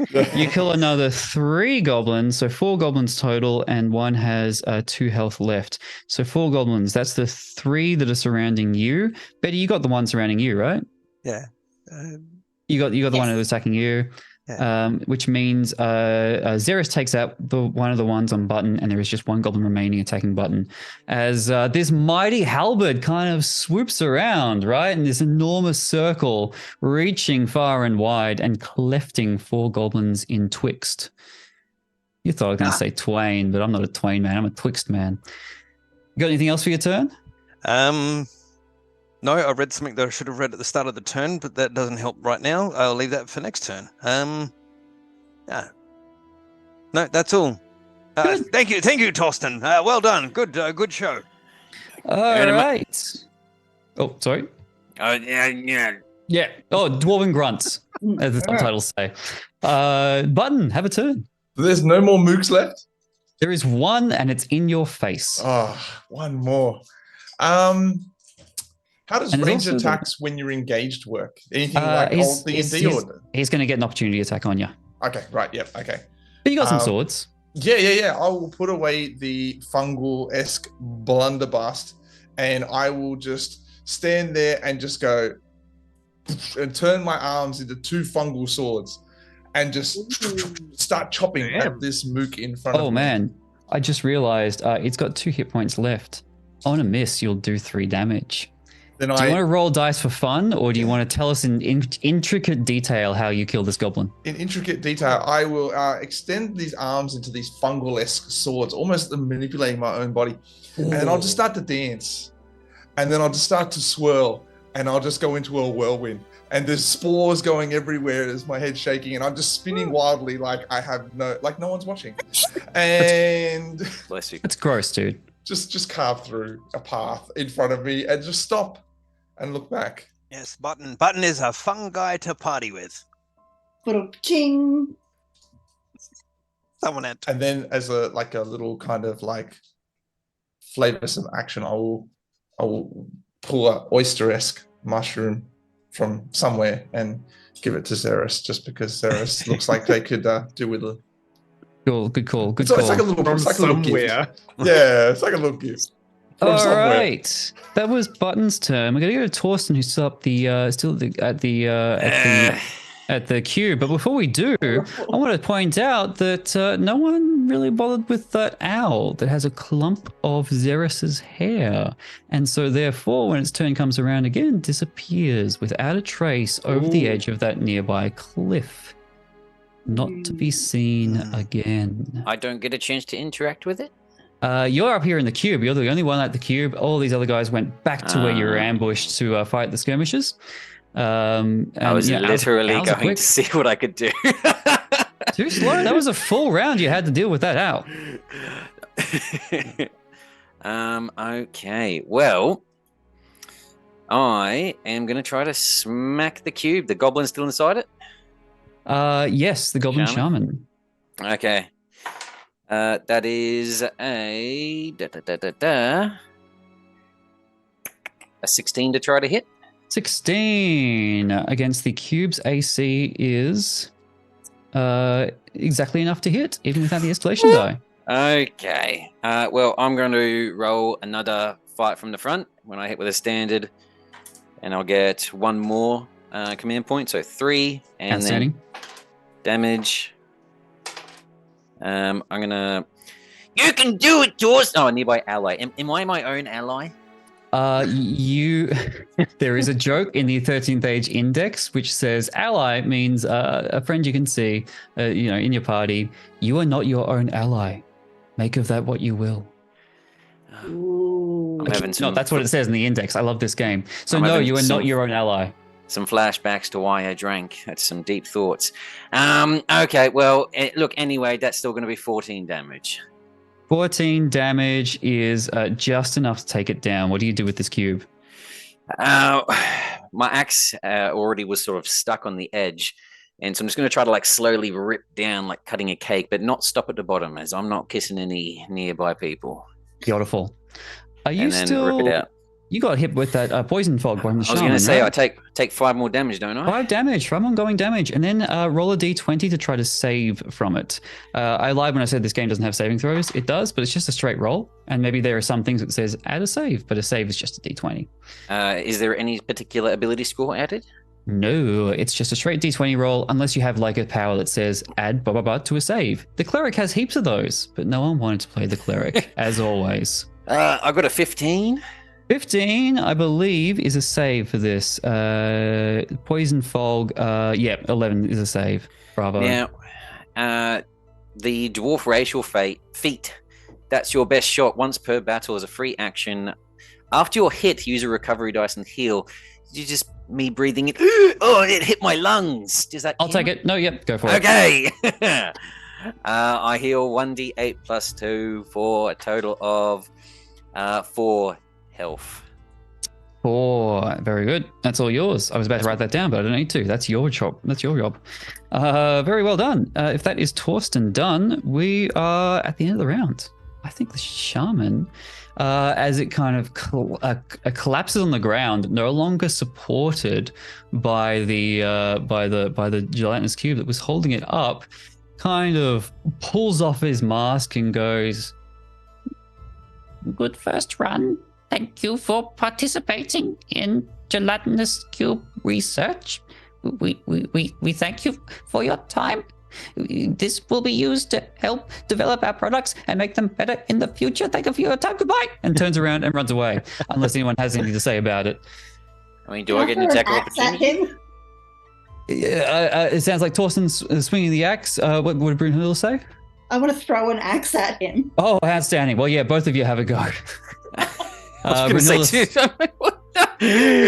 Experiment more, yes. Okay. That's going to be a 15 to try to hit. 15, the shaman. Yep, that's a hit. Okay. Lovely. And Brunhilde? 23 to hit. Oh, are you folks interested in killing this thing? Killing this guy? He's not a thing. He's a golden shaman. He was like dedicated his life's research to understanding the acid gelatinous cubes and mastering them and figuring out how they can improve their quality of life. And you're going to cut him down in his prime. Yeah, He's we trying are. to kill us. Yes, exactly. Cousins thinking alike for once. All right, that's fine. Steady on, Tiger. And as the shaman falls in battle, silence once again creeps into the writhing caves around you. I take out a small container, run up and just capture some of Torsten's sweat. Like a half a cup or something? Yeah, look, you probably going to try to scoop it. You're welcome to lick across me. My men used to do that. I'll just hold it under your armpit and just let it drip for a little bit. Just capture like, maybe a half a cup's worth. For you, Zerys and Betty, if you're wondering here, it looks like Button must be able to smell this, but I've been blessed by our Lord the King. My cousin's a bit jealous; she wasn't blessed. It's gross. But when I perspire from my flesh, it is of the nicest musky ale. So if you're feeling a bit peckish, obviously we didn't pack much food. We're in a bit of a rush and a hurry to save my men and the entire Forge Kingdom. Give me a lick if you need to sustain yourself. Look, do you guys need a room? Can I go finish doing something? Yeah, look, I'm with you, Brunhilde. I'm not licking no dwarves today. Let's go blow some shit up. Yeah, I'm down with that. Let's go blow some shit up. You guys That can go is lick in the corner or gross. something. I'm then actually just going to take out a little bit of flour and just put it into the container. And then I'm just going to take a few enoki mushroom type looking mushrooms off me, and I'm going to put it inside. Just let it marinate in there for a little bit. And Meme amongst yourselves for a bit. I'm just going to grab a book from my bookshelf. 1 second. While he's grabbing a book from his Deep fried bookshelf. Enoki, yeah.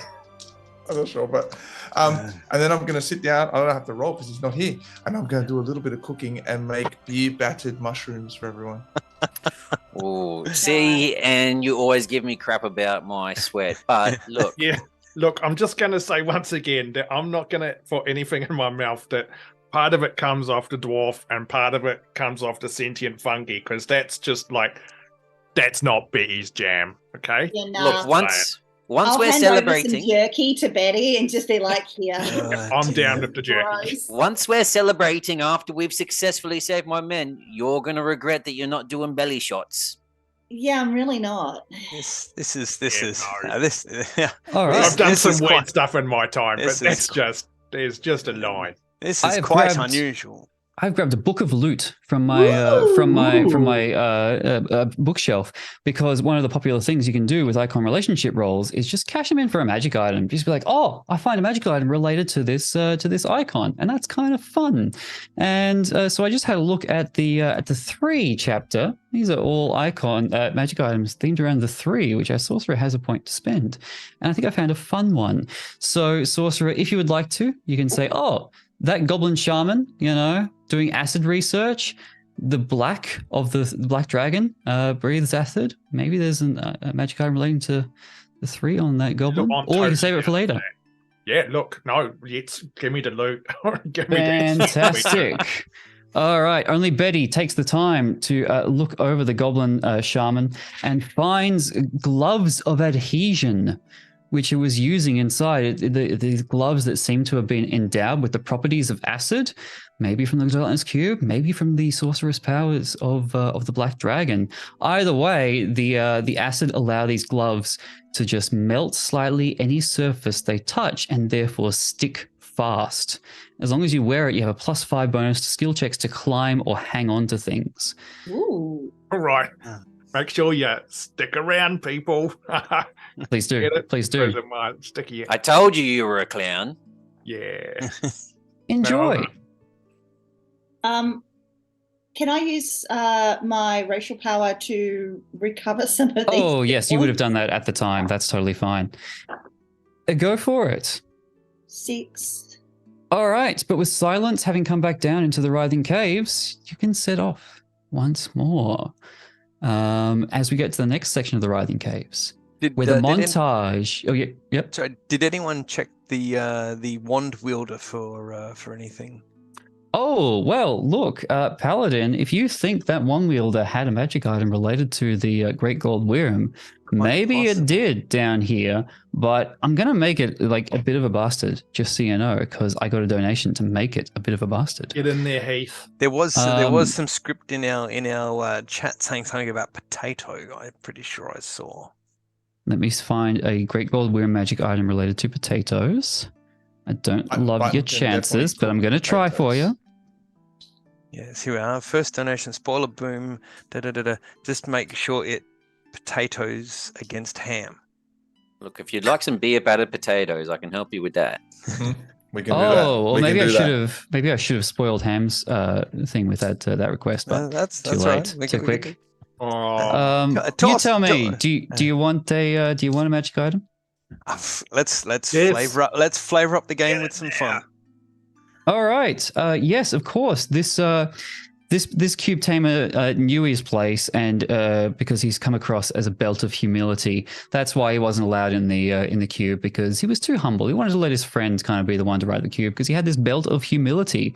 A belt gives you this belt of humility. The simple leather belt allows you to automatically succeed at a saving throw, including death save, or to use a recovery to heal once per battle, but only when you really need it. You can spend it when you're at 10 hit points or less. Ooh. And after using it, oh man, it actually comes with the complication. After using it, you must repay your debt to the cosmos, either by sacrificing another magic item or undertaking a quest with no hope of reward. You do that? And while wearing it, you feel compelled to never say no to a request for aid. Okay. Hey, Zerys. Well, being a paladin, that's not a bad thing. I've got Yes, Torsten. Hey, I've got an itch I can't reach. Can you come over here and get it for me, please? by all means, I shall, my good man. Thank you. Oh, look at that! This beer that you seem to sweat. Is this what is this ale? Is this what is it? Yes. Does it look light please or taste dark? Does it look light or dark in appearance? It's fairly dark ale. Oh, It's a good. bit of That a- makes it a stout then. Yes. Yes. Well, Give it a taste. the fun. Yeah. Give it a taste. You say Yes. I'm allergic to alcohol. Thank you, my good man. But like, it was very nice of you to offer. Are you sure? I've just I feel made like it a com- something's. I I've feel like just something's made it a- compelling you. I've just made it a background story that he's allergic to alcohol.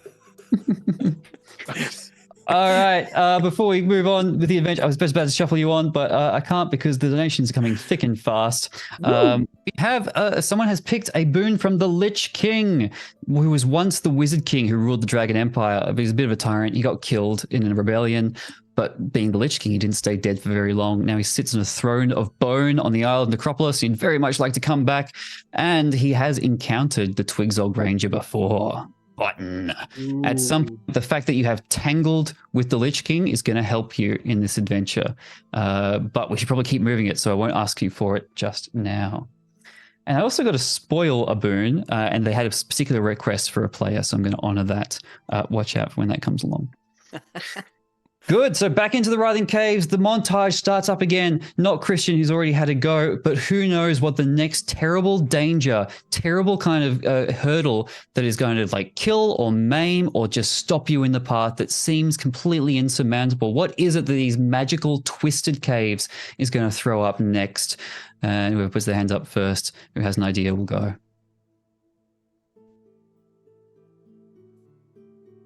Heath, that was a hand. I'm taking it. What is it? Let's see. Let's have some fun. Let me see.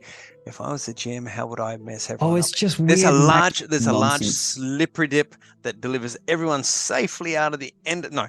I take the slippery dip. And what's the bottom of the slippery dip? A large pool of Vindaloo to go with Torsten's owl sweat. Oh, well, it smells like Vindaloo, but it's actually like bubbling, boil hot little magma that, it's got that spice to it.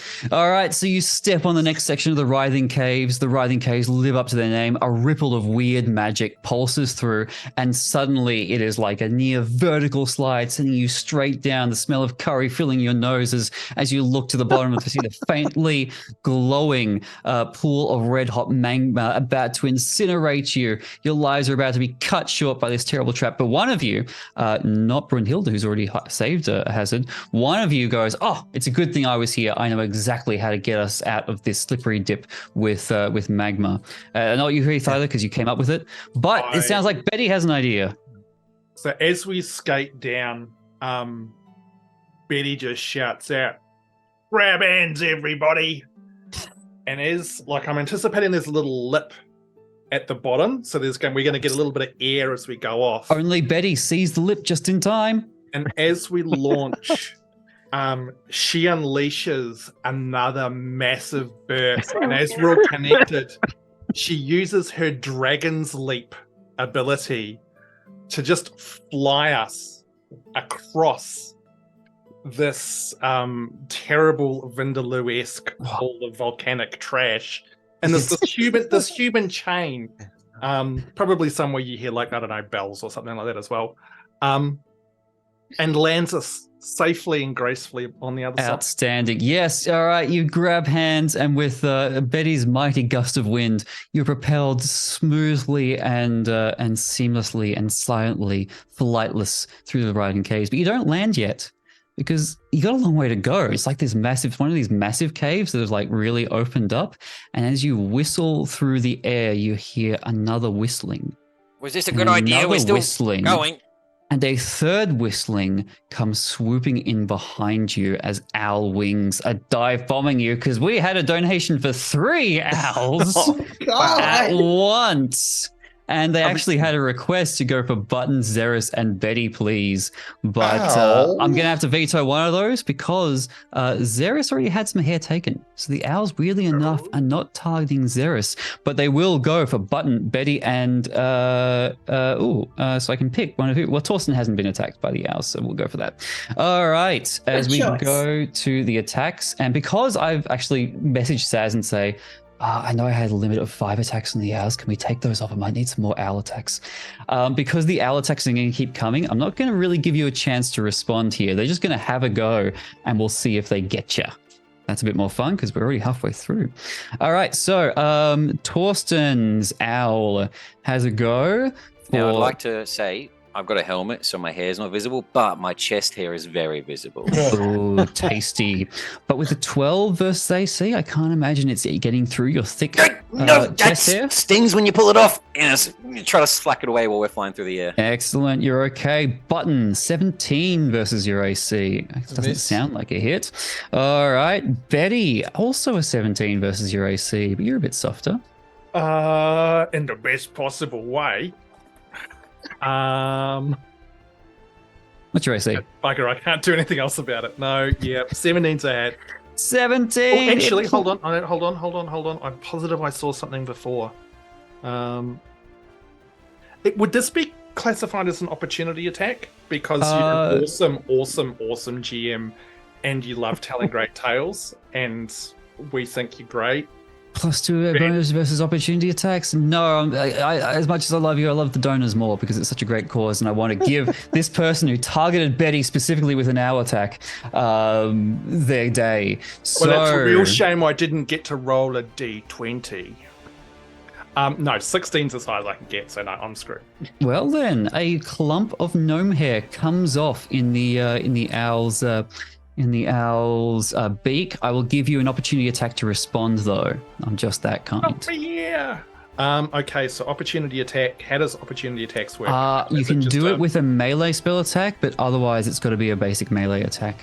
I don't Okay, think you have any specifically, like it calls out melee spell attack. I don't think you have any. Don't.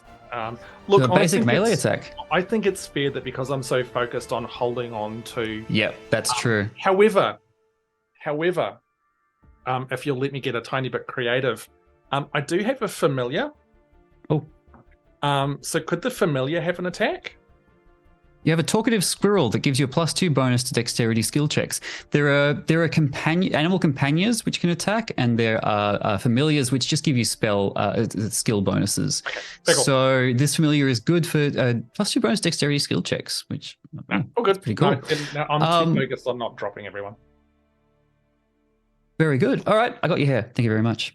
Who knows what that's about? Why does chat keep sending these owls to steal your hair? Who knows what's going on there? Not me. suspicious. I haven't read the adventure all the way through. All right, thank you very much. Bathwater. Betty's hair is mine. And as you land, finally, safety, Betty kind of scratching her head, trying to get the sharp stinging sensation out of her scalp. You notice that the twisted cave split down one path is a thing. Can I use? Which can I page are we use- on? Fantastic. If you continue on your current route, you can see this weird underground tower. A wizard's tower, seemingly planted here Not in bouncing? the earth. Look, I know that I failed wizard school, but I'm pretty sure that's a wizard's tower. And in another direction, you can see one tunnel weirdly lifeless.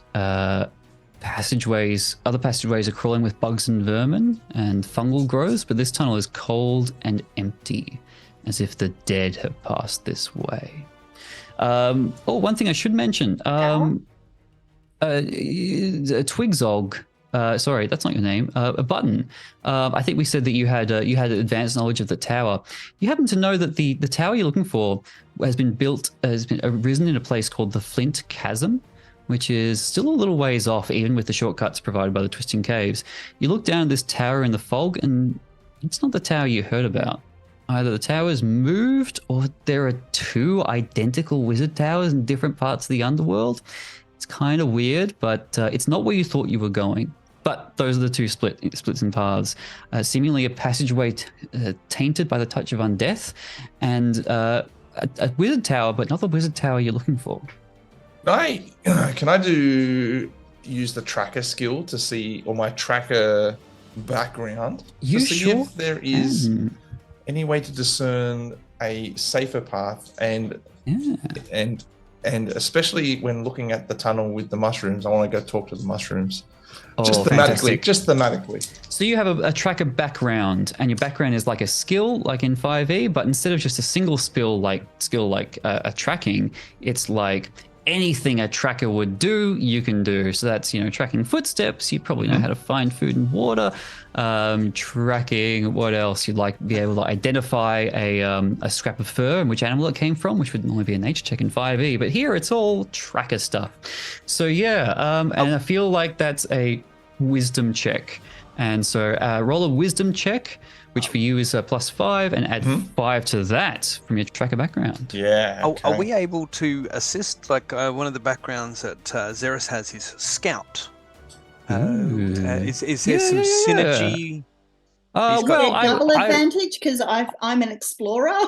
Triple advantage because I know how to get home from drunk nights as a reformed drunk. Quadruple advantage because I'm a pirate. You're Betty? I'm Betty. Oh, look. Yeah. Yeah. Now you're being silly. So penta advantage. Well, okay. So I think there are 2 tunnels. I only want to ask for 2 still checks. Tracker is I can pay. What were the other ones? Scout and Explorer. Reformed drunk. Scout, Explorer. I'm ignoring the other 2 because they were jokes. Scout and Explorer. Scout and Explorer. Yeah, Scout seems more appropriate. Explorer is like mapping the area, looking for terrain. Scout and Tracker seems like you're looking for things that have happened here recently. So yeah, you Button, you roll a check for the one where the tower is, because there are still some mushrooms living there. Zerys, you're straying closer to the one tainted by death. It's just D20 plus our modifiers, right? A D20, it's a wisdom check, and you're adding your background. Yep. And your wisdom, in fact, in 13th Age, as I said before the stream, and the chat doesn't know this if they haven't played 13th Age, you actually add just level to all your skill checks as well. So if you've got a wisdom modifier of 2, it's actually +5 from your level, it's actually +10 from your tracker background. There you go. Okay, so that's 24 for me. 17. Is that good? I don't know. I hope so. Let me check the screen. All right. 25. Wow. Not that it's a competition. But if it was, Zerys would be winning. Zerys and Button at it again. Let's go. It's the be better than Loki. All right, you are adventurer tier, but are you in a champion environment? Doesn't matter. I think they're both successes. All right, great. So, Button, you're having a chat to the mushrooms, and with your tracker skill, you kind of, you get a feel for what they think, what they've been saying, what they've been thinking and feeling and seeing, and that ties into your tracker skill. And you were looking at the ones with mushrooms, so that's where the tower is. They kind of whisper at you, "Owls, lots of owls came by here. Yep, lots of owls. Don't see many owls down here. Oh, I've seen owls before. No, you haven't. My mushrooms have been here our whole lives. I know what an owl is when I know one. Lots of owls. Thank you, babe. Tower, they came up. I've shattered the ceiling a little bit. It's a big shaky thing. Might come falling down at any moment. Who knows? And owls plenty. Watch out for the owls. We had Blue Man. The Blue Man living in the tower. It was, I say, more of a Cerulean. Yeah, more of a Cerulean. Yeah. I'd say that probably, if I'm being honest, but it's definitely blue. It's definitely a shade of blue. Button engages in this conversation. They're mostly just talking to themselves and arguing. It's just this, it's like little puffs of spores like fighting each other, and that's the psychic link you get from. We need to hurry up, Buttons. What are they telling you? Button comes back and tells you all almost telepathically in that sense, because you can't understand the language without the spores. But there's a Cerulean man down there, and that's where the owls are coming from. Kill the man, kill the owls? But it's not the wizard's tower we're looking for. Torsten's going to slowly look over towards Zerys. What color is Zerys' skin? Ashen purple kind of thing. Is that right? You tell me, Zerys. I didn't mean to interrupt. No, you're that's darker. right. I was going to go with very dark grey, but I'm colorblind. What do I know? And scouting down this tunnel, the undead theme is kind of reinforced. Not only are there probably dirt, loose dirt that seems to have been unearthed, grave dirt, puts you in mind of? There Being a seems to paladin, I get a be- sort of a tangible, almost waft of undead. Yeah, it's not good news. Not only As long that, as, but long as that like, wasn't Betty again. God, that's not only that, but probably like noxious gas and. Sorry. I'm seriously thinking of getting a canary. little It's not gonna stop scraps. me. Little scraps of dwarven coins from an age-long past. That I don't know if you have a currency background, but I'm going to give you one. Yeah, the dwarves haven't used these Well, coins in a long time. one of the backgrounds is minor noble, so I'm sure he's seen a wide variety of different coins. It's like ancient dwarf currency, like the kind of thing you'd probably bury a dwarf in the last age, but certainly not recently. Zerys is certainly not going to. He's going to not pick it up because that would be disrespecting the dead, whether they're laying in tur or up and scooting around somewhere. Quite right. He's going to go and step back over towards the group. He wouldn't have gone too far. Said, I think we should avoid this way. Yes. Yes. Let's not. I think it's got the stench of death about it, and undeath about it, and judging by the scattered things, long undeath about it, and yes. Button, what did you find? Buttons just conveys to you that this one's got a cerulean person and a whole bunch of owls. You might be able to get your hair back. Ooh. Yes. Well.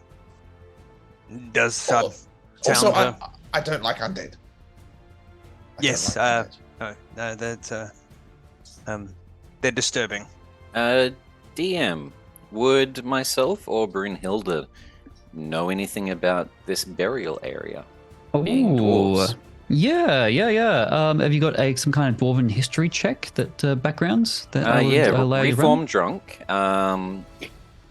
It's a hard spell. It's a hard sell. If not, I might have also studied about it while I was working under the demigod Dwarf King as either the sergeant of the city guard or the commander of the commander for the Dwarf King.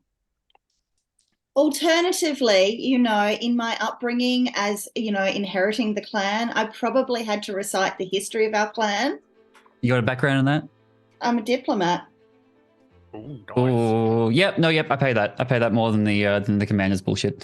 No offense, but you're a fighter, you're a commander. You don't have time to read old musty history books. Whereas Brunhilde surely has. Have an intelligence roll, including your modifier plus your level and your diplomat background. 11 on the dice, +2, so 15. Oh, that is a normal skill check for an adventurer area. What does the adventure say? I think I'm going to pay it. Yes, it looks like twisting. What are they called? Twisting caverns? I don't know. Writhing caves. I know the adventure. Where are we? The writhing caves have moved and deposited a section of the Iron Mantle's burial grounds here. This seems to be the ancestors of your clan, in particular. Oh man, I was just looking at it. Yes, in particular, seems to be the tomb of Lord Stonefell, one of the great leaders of your clan. Half of the warriors are direct descendants of his. So, yes, not originally here. Came here because moving around. Let's not. I know you think, cousin, that you're a really good commander. This is Lord Stonefell. No. Let's not. I wouldn't want to disrespect a previous commander's grave anyway. but maybe someone already is. But regardless, you've made your decision. You're heading down to the dwarf tower in the Yes. distance, and you'll come with a little bit of backup because the donations are rolling in thick and fast. Thank you, one and all. These donations to the Black Dog Institute are going to an excellent cause, and if you just joined us, they are buying icon relationship boons for our players. So we've had someone donate a High Druid boon, and they were hoping that would like sprout Betty with flowers in her hair, but I'm afraid not. The High Druid has a relationship with the button, I believe, the Twigzog Ranger. Have I got that right? Yeah, can I use that right now to go over and make mushrooms sprout all through Betty's hair? Ew, ew, ew. In fact, Mushrooms in your hair. like all those curls, just mushrooms everywhere, all different types It's of mushrooms. Like bound to be kind of like Red some spotty ones. half-made dreads. Funny enough, there's already some in there. Yeah. One of them even isn't- looks back. It's a delightful idea, but I'm going to take it as a joke because these are no joke. You should save them for something special. And I'll just do that also, anyway, then. I'll just walk over and just start planting little spores into Betty's hair. Hold on, it and- took me like all morning to get my hair looking this good. You don't It'll just mess with That's a fine. lady's It'll hair. look better. It'll look No, better. it doesn't look better. It's Oh. just it's. I put some really So- colourful purple and yellow ones in there. It'll look fantastic. Well, look, that's okay because Does it heal Betty? Does Betty need healing? Do they does add? need a bit of healing because that is totally something I will pay. Yeah, if you want to spend your relationships on that. Not only that, we've got one more come in. We've got someone has bought a boon from the Prince of Shadows, the greatest rogue in the world, who I believe knows our commander, Torsten. And so there's the Prince of Shadows symbol, a heart made of blackest night. And you can't tell in the lighting, but it is green because these are just like straight up boons with no nasty twists, because there is another donation hidden in the Tiltify menu for me to twist these boons into nasty side effects as well as bonuses. That is what we're going on as if you want to contribute. I thank whoever bestowed these gifts upon me, be it the Dwarf King or Greg sitting behind his keyboard. I would like to call upon the greatest powers of the rogue right now. That was fast. I Before heard anyone can spoil it. I heard a story, exactly. I heard a story that this very cave that Brunhilde just told me about, the famous commander, it may be trapped, but I know the way to get through. Ooh, that's good to know. Are you still heading down toward the tower, or are you changing back and going to the crypt instead? Spoiler alert, it doesn't matter. You can do both in good time. We have enough time as long as we move on soon. We've got an hour to go. Getting a bit nervous. Is there a quicker path through this crypt, or would there be a benefit to going through it? Up to you. Up to you. It's difficult to tell because you know the writhing caves will get you somewhere quicker, but they just keep moving. And, it's like they're at the whims of the GM's bullshit. And depending on what kind of timing the adventure needs, they kind of deposit you to the part of the adventure where the GM wants you to be. There's a little peek behind the curtains for you. From what I know, everyone, the caves, as we've already seen, sometimes there's a slippery dip slide. Other times they're trying to bloody It's eat true. us. So let's go through the crypts. I know how to go through and not trigger any of the traps, and we should be fine. What is the decision you made? Are you looking at the tower first, or are you going to the crypts first? Before we do move, if I may, Jackson, if just sort of you're saying about healing, is it the recoveries? Yeah, we I can wanna or be- can't use. How do we? I decided to be mean and say that to ratchet up the tension of this adventure, I'm going to need you to spend, let's say, an icon relationship will let you all spend your recovery, but otherwise, I kind of want to at least knock down one of you before the end of the night. So I don't want to give you the normal healing rules, which is just take a short rest and heal. If one of the three backgrounds that Zerys has is healer +3, can I use that to just aid myself or someone who looks like they need it just enough to lull us into a false sense of security? Yeah, you can help people's feelings. You can treat people's feelings with a healer +3, but I'm putting my foot down on hit points. Okay. for that. Lay on the couch and tell me all about your mother. When did these feelings start? Sorry, back to the adventure. Yes. Which way are you going? Tower, crypts. I feel like we can get a quicker way through the crypt, and it won't have to go through those winding guts of the dead beast. No, that's fine. Well, Yes, and no, that's what just the, me. If that's what the everyone commander agrees, says, and the commander tends to command. In the interest of time, into the Sure. crypts. Yeah, I'm just going to walk past my cousin, smack him up the backside of the head. Oh, look! Ever since you got back, you've been really sour. I haven't seen you smile once. You know why? Come on. This is stupid. You're stupid. All right. So, are you spending your your relationship with the Prince of Shadows to like find the optimal route and maybe like Yeah, get no through survival there? checks required. Assuming there is an undead that 100%. might accidentally be annoyed if we pass through and accidentally hit something wrong. I'm just going Absolutely. to use that and make sure we get through the crypts, no problems. I'm going to give it to you. You're going to get through the crypts no problems because you're cloaked in the Prince of Shadows shadow. That doesn't mean nothing happens on the way because you will encounter some enemies, but they're not going to trouble you because you are so well hidden because you know just the right routes to skirt past. You can get right up close to this one crypt without anyone noticing you're there, and I'll tell you what you see. Undead zombies under the command of a skeletal figure are working with crowbars to smash open your ancient ancestors' tombs. And so you kind of just barely hold in your rage as you watch and steam. When they break open a coffin, they search through the remains and find a few wisps of bone, dry, brittle hair and bring it and deposit it in front of the skeletal figure.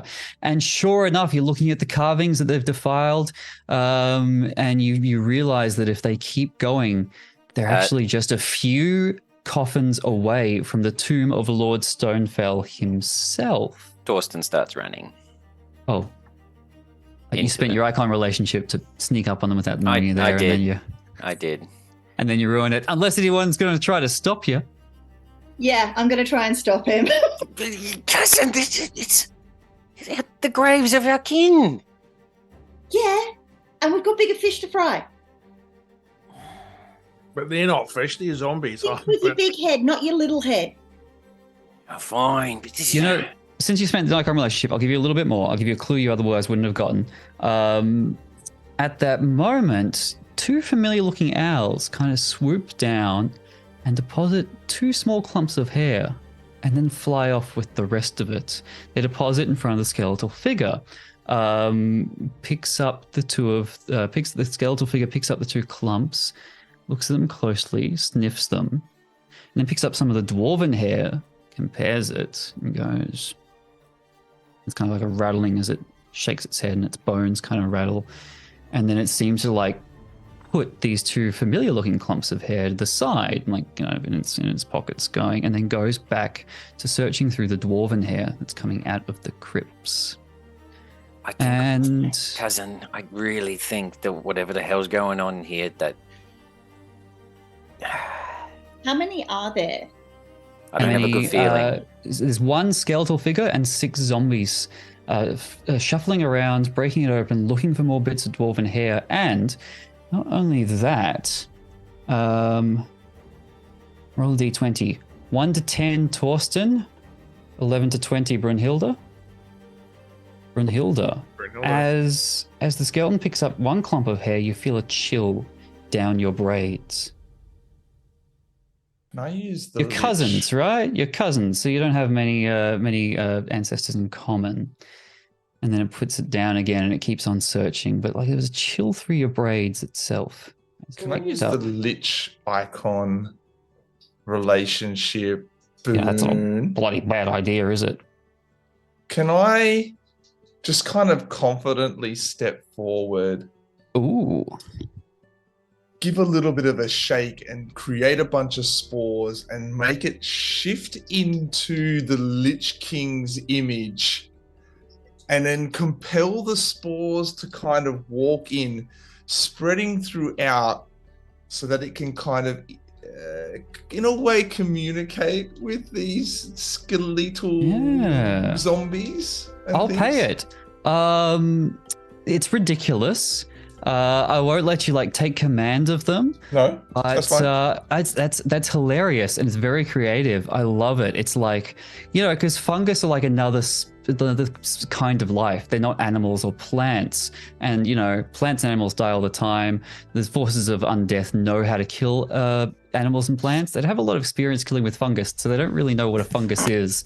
And so, sure enough, as like these spores coalesce into the figure of, a dark skeleton wearing jet black robes. You don't know how you colored it, but it's very impressive. Yeah, the skeletal figure kind of stands up straight, stands up attention. It seems to think it's addressing an avatar of the Lich King here to give it commands. And so with a half psychic, half bone rattling hiss, you may be able to communicate with this Lich. Now it's not utterly convinced, you might still say or do something that's going to realize the ruse. I'm not going to give you that, but I've allowed you to communicate it without rousing suspicions immediately. What do you do? Are the zombies dwarves? Oh, that's a good question. Are you making these undead trip balls? Is that what's going on right now? A little bit. Yeah. Oh, is that what it is? Are you making like a spore? Or I are you thought just, like, maybe getting that in might their be brain? why. Yeah, I want to be able The to colour. communicate I imagine the zombies will just start to get a little bit affected, but the skeleton is the one I really want to address. They're just Yeah. all having a really bad trip. Look, there are a couple of dwarves and the zombies. There are a Okay. couple of, but not all of them. There's maybe a human and an elf and a halfling. Okay. So they not all come from here, but they're definitely like under command of the skeletal figure in the middle. Stands to attention and thanks to the spores in his brain cavity, skull cavity. The psychic spores, of course, that are messing with his consciousness, thinks he's addressing an avatar of the Lich King who's come to check up on him. Yeah, and that in that type of hissing sound, like, what are you doing? This is not what I asked you to do. Oh, my lord, I am sorry. I believe that this is the tomb of one of the dwarves' ancestors, and I believe that the wizard's magic can travel through ancestral lines. I think if we find a dwarf with enough familial connections, our link will go stronger. This has nothing to do with conquering the Dragon Empire. Why do you waste your time on these petty things for this wizard? You serve me. Sire, the wizard is but a pawn of us. He is yet another unwilling servant to your glorious Forget empire. about him. I have a new task for you. You are to leave this area. You are to find me while we rally against the Dragon Empire. Now we're getting into charisma check territory. Yeah, charisma plus your level, which I'm looking at character sheet, is +3. And do you have a background which would allow you to bluff your way through a lich I have pretending? trickery +3. Trickery? What kind of trickery does a fungaloid get up to? The fungaloid has to constantly trick the fungaloid colony that it's actually not connected to the overmind, and so it's very good at pretending to be either connected or not connected. Honing your psychic powers. Yep, I'll pay it. What's your trickery bonus? +3? +3, yeah. +6. I'm not sure. It's gonna be hard. I'm not sure if it was just me or not, but like it sounded like the accent was getting more and more French as you were going. You know what? Or find me a baguette. I mean, it was glorious. It was absolutely fantastic.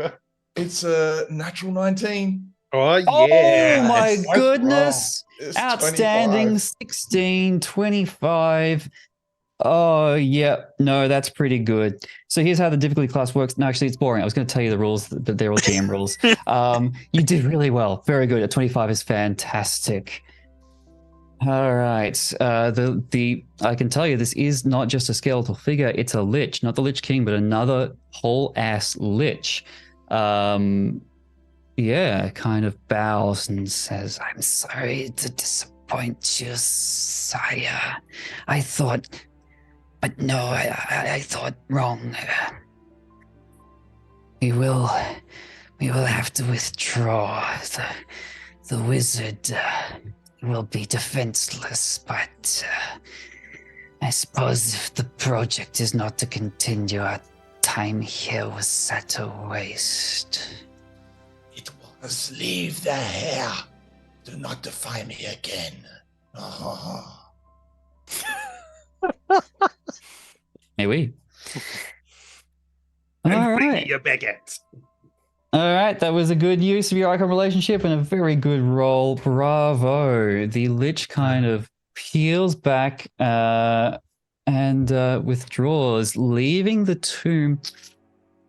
You know, it's going to withdraw. I think it's going to take the things. It's got, this Lich has got a bit of a rebellious streak. Liches are very proud folk. I don't think, even with a 25, I'd probably need a 30 to have it like drop everything and disappear. I think it's going to like pack up, pick up what it finished and leave, maybe going back toward deeper into the Writhing Caves toward the Flint Chasm, but has stopped before they reach the tomb of this dwarf's name that I've already forgotten. Lord Stonefell.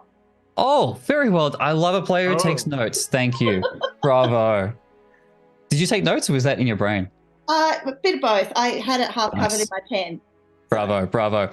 Yes, so yeah, Lord Stonefell's by Stonefell's beard is saved. Excellent. So did they pack up and take the hair that they'd already collected? It already collected, yeah. And as again, the Lich picks up that strand from before, a great aunt or a great uncle of Brunhilde's, a chill goes through your braids. But the granddaddy of most of the dwarves in the clan, Stonefell, is safe. Could we? I don't know what you did there, but that weird floating thing seemed to work well. Let's follow the skeletons. If they're going back to the tower, they'll know a safe path. I like your thinking, cousin. We can track them. We can track them. Don't get used to it. It's okay. Don't smile. No. All right, back through the Writhing Caves then. Back once more into the underworld and back once more into our split up montage where once again the Writhing Caves have another terrible surprise waiting in store from you. I believe Heath and Christian have already given us a hazard, so I'd love to know one more time what is the the thumb up from I usually like stall to give people time to think, so I'm just like spitball but Ben's hand went straight up. So Ben, what is the Writhing Caves got for you now?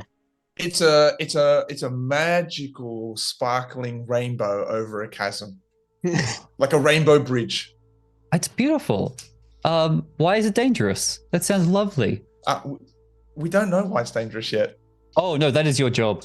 So like I think what happens is like you all look at it and go, oh, it's a blessing from, and everyone thinks of their own favorite icon. It's a blessing from icon, a rainbow bridge to take us gracefully across, and everyone buys it hook, line, and sinker.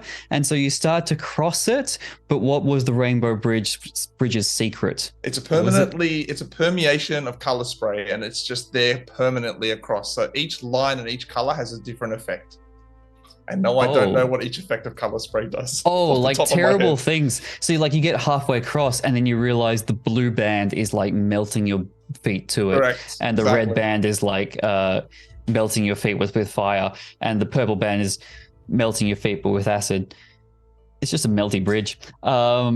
This elemental bridge suddenly like begins to turn on you as it's like cutting off your ankles. Maybe it's like beginning to shift up like lasers, like prisms of rainbow light. It's threatening to like pierce you as you stand over this enormous chasm.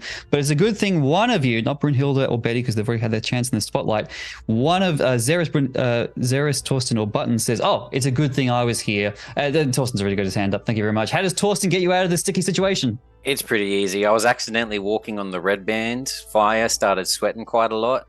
And as the beer started glistening over the bridge, it's messed with the magic and everything's now reflecting back down. So we're just walking on a bridge. Nice. Excellent. So without even knowing, perhaps, the glistening beer is like the exact right consistency to refract the light wavelengths in such a way that it bounces straight off.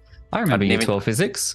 Didn't even know that I saved everyone. It's just how good Torsten is. That's exactly it. The internal refractive index of the beer is enough to redirect the waves of light. Oh, Year 12 physics. What a time. Great time. I'll never use that.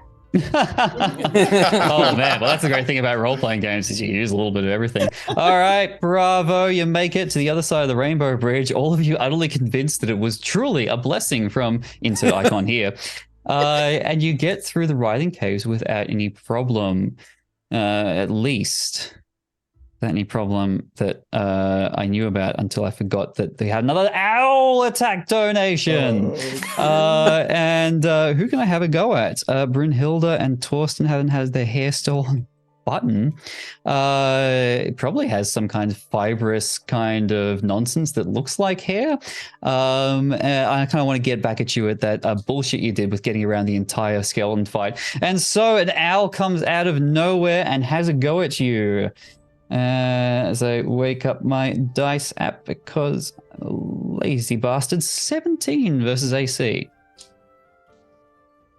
Was this me? On button. Did I say button, sorry, Torsten? yeah. Button. You said I whoever shifted you said halfway through, ruined didn't I? the lich thing, and I was like, technically it was both of us. I'm confused. Button. There's a 17 hit you. It's 19, my armor class. Oh, Chad, I'm going to need a few more owl attacks. If you've got any in the tank. Oh, please God.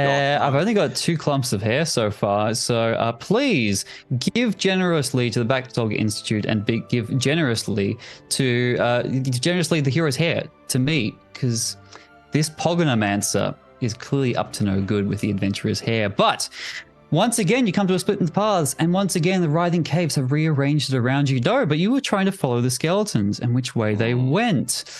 Tracking.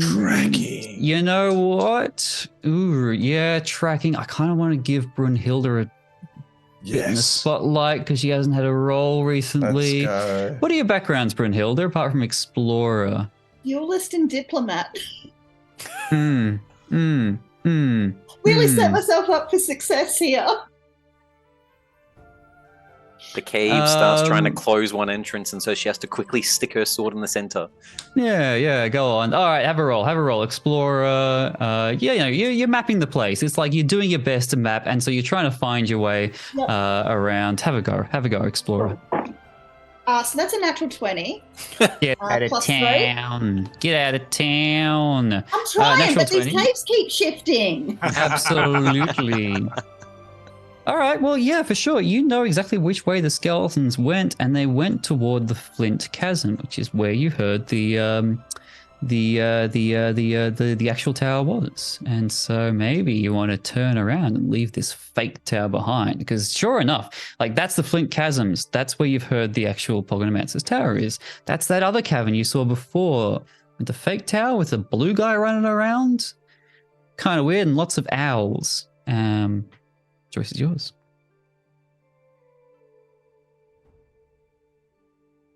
Wizard Tower with our actual goal. Yes? Yes. Yeah. Yes. Using my diplomatic skills, I check for the consensus of the group. Absolutely. And we have consensus. That's fine. Old decorum. Yup. Is someone taking minutes? I didn't see no agenda. Very good. All right. We had a donation I ignored a little while ago, and I'm sorry if that was you, because I got a spoil the boon donation for Betty, if possible. That was after you spent. Betty, do you have any left? Yeah, we've got an Archmage left. So this is me appealing to chat. Betty has not had a roll from the Archmage yet, and I've had a roll to spoil one of Betty's rolls, but I can't spoil it if she hasn't got one yet. Bring it on. So if anyone needs to can pick up that Archmage boon, I can spoil it thanks to that earlier donation. Just saying, Betty is indestructible.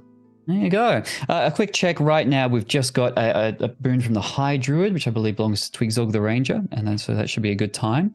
But for now, on to the Writhing Caves. And since you skipped the secondary tower, let's have one more run through the montage. What terrible thing from the Writhing Caves is going to pop up? I'm going to ask. We've got Nephthys and Ham has not yet given us an obstacle. One more obstacle. Nephthys beat you to it. Like chicken Marengo. What is the penultimate hazard the Writhing Caves have in plan? So as we step into this area, there are bits of loose shale rock And as we step on a particular type of shale rock, jets of air, of hot air come out, and then 2 seconds later, and it's flames.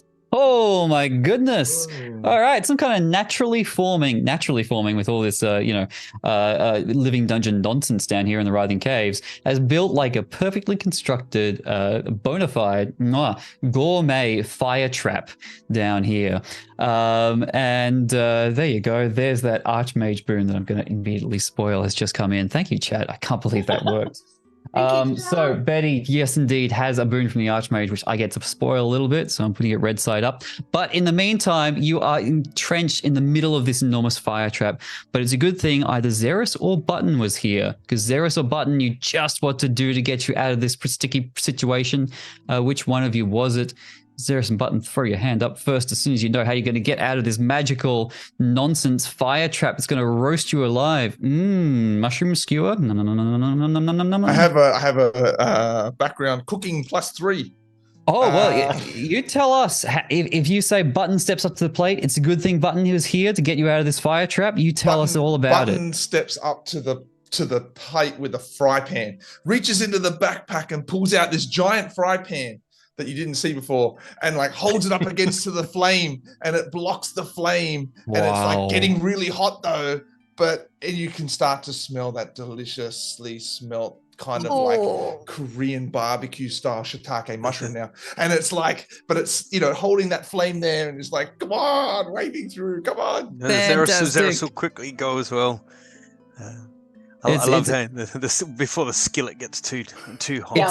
It's a good thing Button was here, because no one else invested that much money and time and care into, perfectly maintaining their lovely professional chef's frying pan. It was the only thing that could have stopped these flame jets, and it's a good thing Button was here. All right, fantastic. Here we are. We emerge to the Flint Chasm, the goal, it seems. And the Flint Chasm has all sorts of nonsense going on, which I can't wait to read about for the first time in like 6 months. Has everyone had a good time? Good. Fantastic. This is awesome. I really enjoy this system. What a game! Thank 13th Age by Rob Heinsoo and Jonathan Tweet. Rob Heinsoo, lead designer of D&D 4th edition. Jonathan Tweet, lead designer of D&D 3rd edition. They got together. They said, let's make our own version of D&D that we want to play at home. And the result is 13th Age, and it's absolutely fantastic. Alrighty, are we here? The Flint Chasm. It's a vast gulf here in the underworld, a steep-sided gap that plunges down to the depths and rises almost to the surface. Fortunately for the folk of the surface, it's impossible for an army to climb the chasm from down here. A few extremely lucky or suicidally brave mountaineers could maybe scale the walls of the chasm. But by and large, the Flint Chasm is not a viable route in or out of the underworld, unless you want to go straight down and go splat in some lightless netherworld, never be seen again. A few bridges wrought by the dwarves of yore cross the Flint Chasm, but any attempts to cut stairs or even handholds in the cliffs have failed. The flint is treacherous, sharp enough to slice through hands and feet, soft enough you can't even trust your weight to it. And here you are, arriving at the chasm, and immediately you spot a light far above, about 2/3 of the way up the cliff. It's hard to tell in the darkness, but it looks like some kind of structure up there, lodged into a crack in the cliffside. It's a giant metal tower. Exploring, you spot some other clues. Maybe I should get you a roll for that. Yeah, no, heck you. I'm going to make sure to roll for that if you want to spot anything, or you can just start climbing.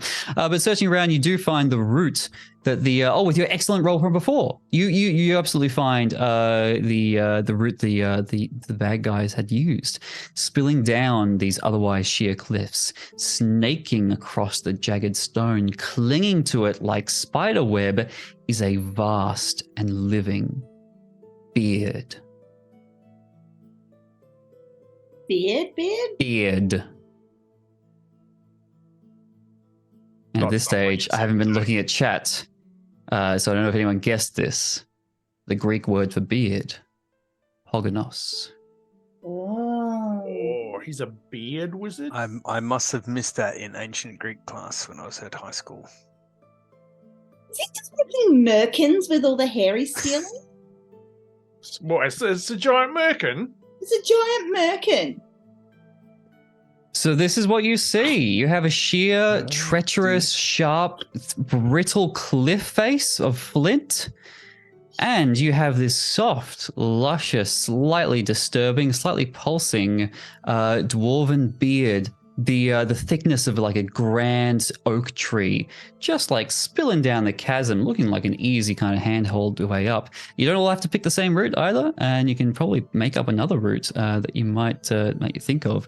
And we've got a boon from the High Druid and the Archmage over here. Look, I think that it makes the absolute perfect sense, and there is absolutely nothing that can go wrong if we try and climb up the cliff merkin.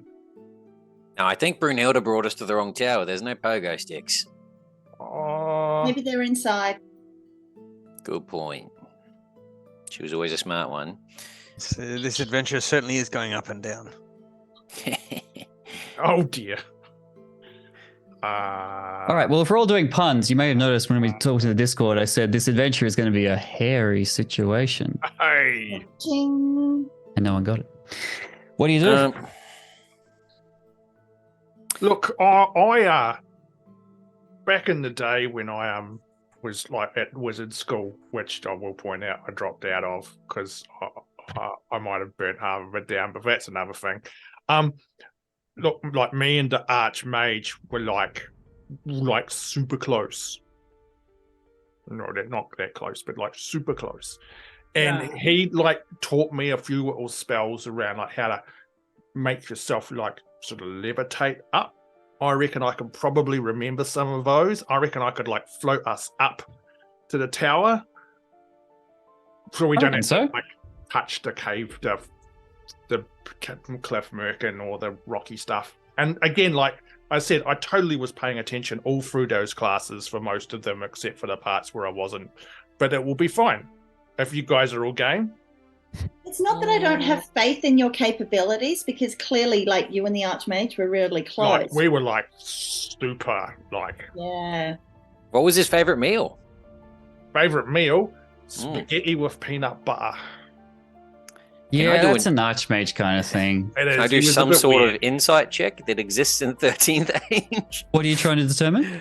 If Betty is full of shit. No, it's an icon relationship. It's it's legit. It's like there's no twist there. You know, the icons are on the level.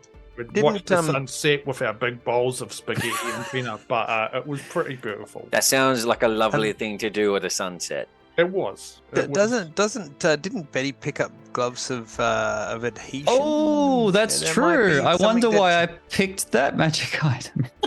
Yeah, either climb up the rock face or use the acidic nature to start to melt through the. I would have thought that would have stuck in my brain, but obviously it didn't.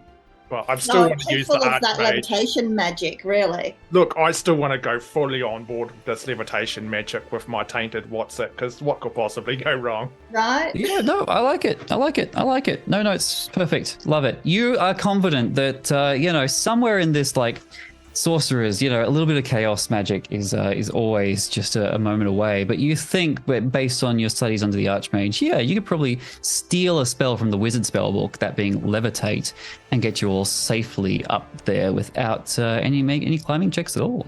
Absolutely, nothing can go wrong at all. Nothing can go wrong. Sure. We all good?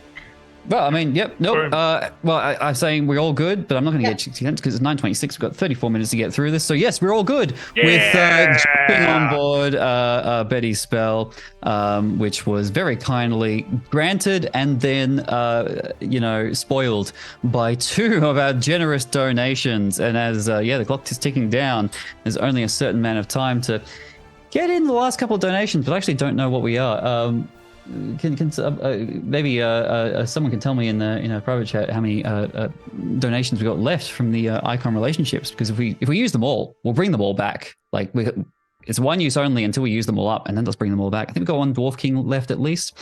But anyway, Betty, you summon, what's left of your chaotic energy and channel it towards stealing a page from the wizard spellbook, and sure enough, you all float gracefully straight up. Question. Can I say that preemptively, Brunhilde has taken her shield off her back and is now standing on her shield, holding onto the edge of it, just in case the levitate spell doesn't work properly? Absolutely, you can Thank you. say that. It's probably not going to help. Oh, here we go. We've got lots of icon relationship points left. We've got an elf queen, an archmage, crusader, emperor, dwarf king, orc lord. Oh my gosh, things are going to get really awful, the adventurers. And if you feel bad for them, go ahead and donate to Black Dog Institute. Get us some more icon relationship points to spend. And if you don't feel bad for the adventures at all, go ahead and donate and spoil those for them. It should be a good time. But for now, you float generously, silently straight up the cliffs, just as silently as the owls coming to dive bomb you from below. That's the twist. The chat didn't donate these owls. They're my owls. They're my twist on your well, actually no, hold on. It's an owl. It's worth an owl. That's fine. An owl's an owl. But I'm not even going to twist it in Betty, because Betty's already had her hair stolen. They're not even going for Betty. Torsten, Brunhilde, and Button here. Who should I go for? Roll a d3. I'll look at the zoom window. I'll pick based on that. Got my chest hair. One more time. All right, 1d3. I rolled a 1, and it's Torsten. I'm gonna have a red hot go on you. No, actually, you know what? That's lame. If this misses, no, it doesn't miss. I want to get at least one of you because it's a bad twist. But a 25 versus your AC, Torsten, is that going to do it? Yes. Excellent, but it was an odd hit, so it doesn't get away immediately. You have a right of reply as this owl has a chunk of your beard hair straight from your luscious locks. You have one opportunity attack. As this crunger takes my beard, does that count as me taking a hit? Yes, absolutely it does. He hit you with an attack. Oh, geez, is that your best shot? I'm going to heal a little bit more. Oh, yeah, go on. Is that a free action or a reaction? Free action. All right, because I was going to say reaction. That would take away your opportunity attack. But no, you can take the hit, you can heal a bit and have an opportunity attack. Okay. Okay, yeah. Let's go for a hit. I'm going to spend 2 points with... Oh, no, I'm not my... Existential crisis. I'm not my own ally. Okay, no. I miss. And the owl gets away, dive bombing to the bottom of the chasm before swooping up, pulling up, and with a whistling sound, a faint whistling. No, that's the thing with owl feathers, is they don't make noise. Hey, year 12 biology. High school's coming out, folks. Oh, man. It's like all world. Yeah. Oh, what? Hit that bloody hurt. Any of you gonna help me? Nah. Well, there's nothing you can do. You're just silently levitating up from Betty's spell. Too busy concentrating. I honestly feel bad about that because the dodo actually told me to twist it against Betty, and I kind of just taught it against Torsten. Oh well. That's what I mean by Betty's invincible. And me saying that can't possibly go wrong. No. Oh, did I give you damage to everyone who got attacked by the owls? Do damage, by the way. I took damage. Yeah, great. I've forgotten how much. I took emotional damage. It was 8 damage. If you got your hair plucked and you didn't take damage from the owl, it was 8 damage from getting your hair pulled out. So it's not just the emotional damage from like missing part of my beard, like a bald spot? It's also 8. 1, 2, 3, 4, 6, and 8 points of emotional damage. As the levitate spell comes to an end and sets you gently in front of this giant metal tower that seems to have been wedged on in here in the chasm, you hear something. Which page are we on? Oh, isn't this stop-start kind of pacing just great? It builds the tension. So You good. approach the tower. You hear the sounds of mass battle from within. Dwarven shouts and cries and clanging of weapons and maybe like the whoosh, giant whoosh of a catapult being loosed. But the sounds do seem weirdly distant and echoey. They're coming from inside the tower, but they're coming from a long way away.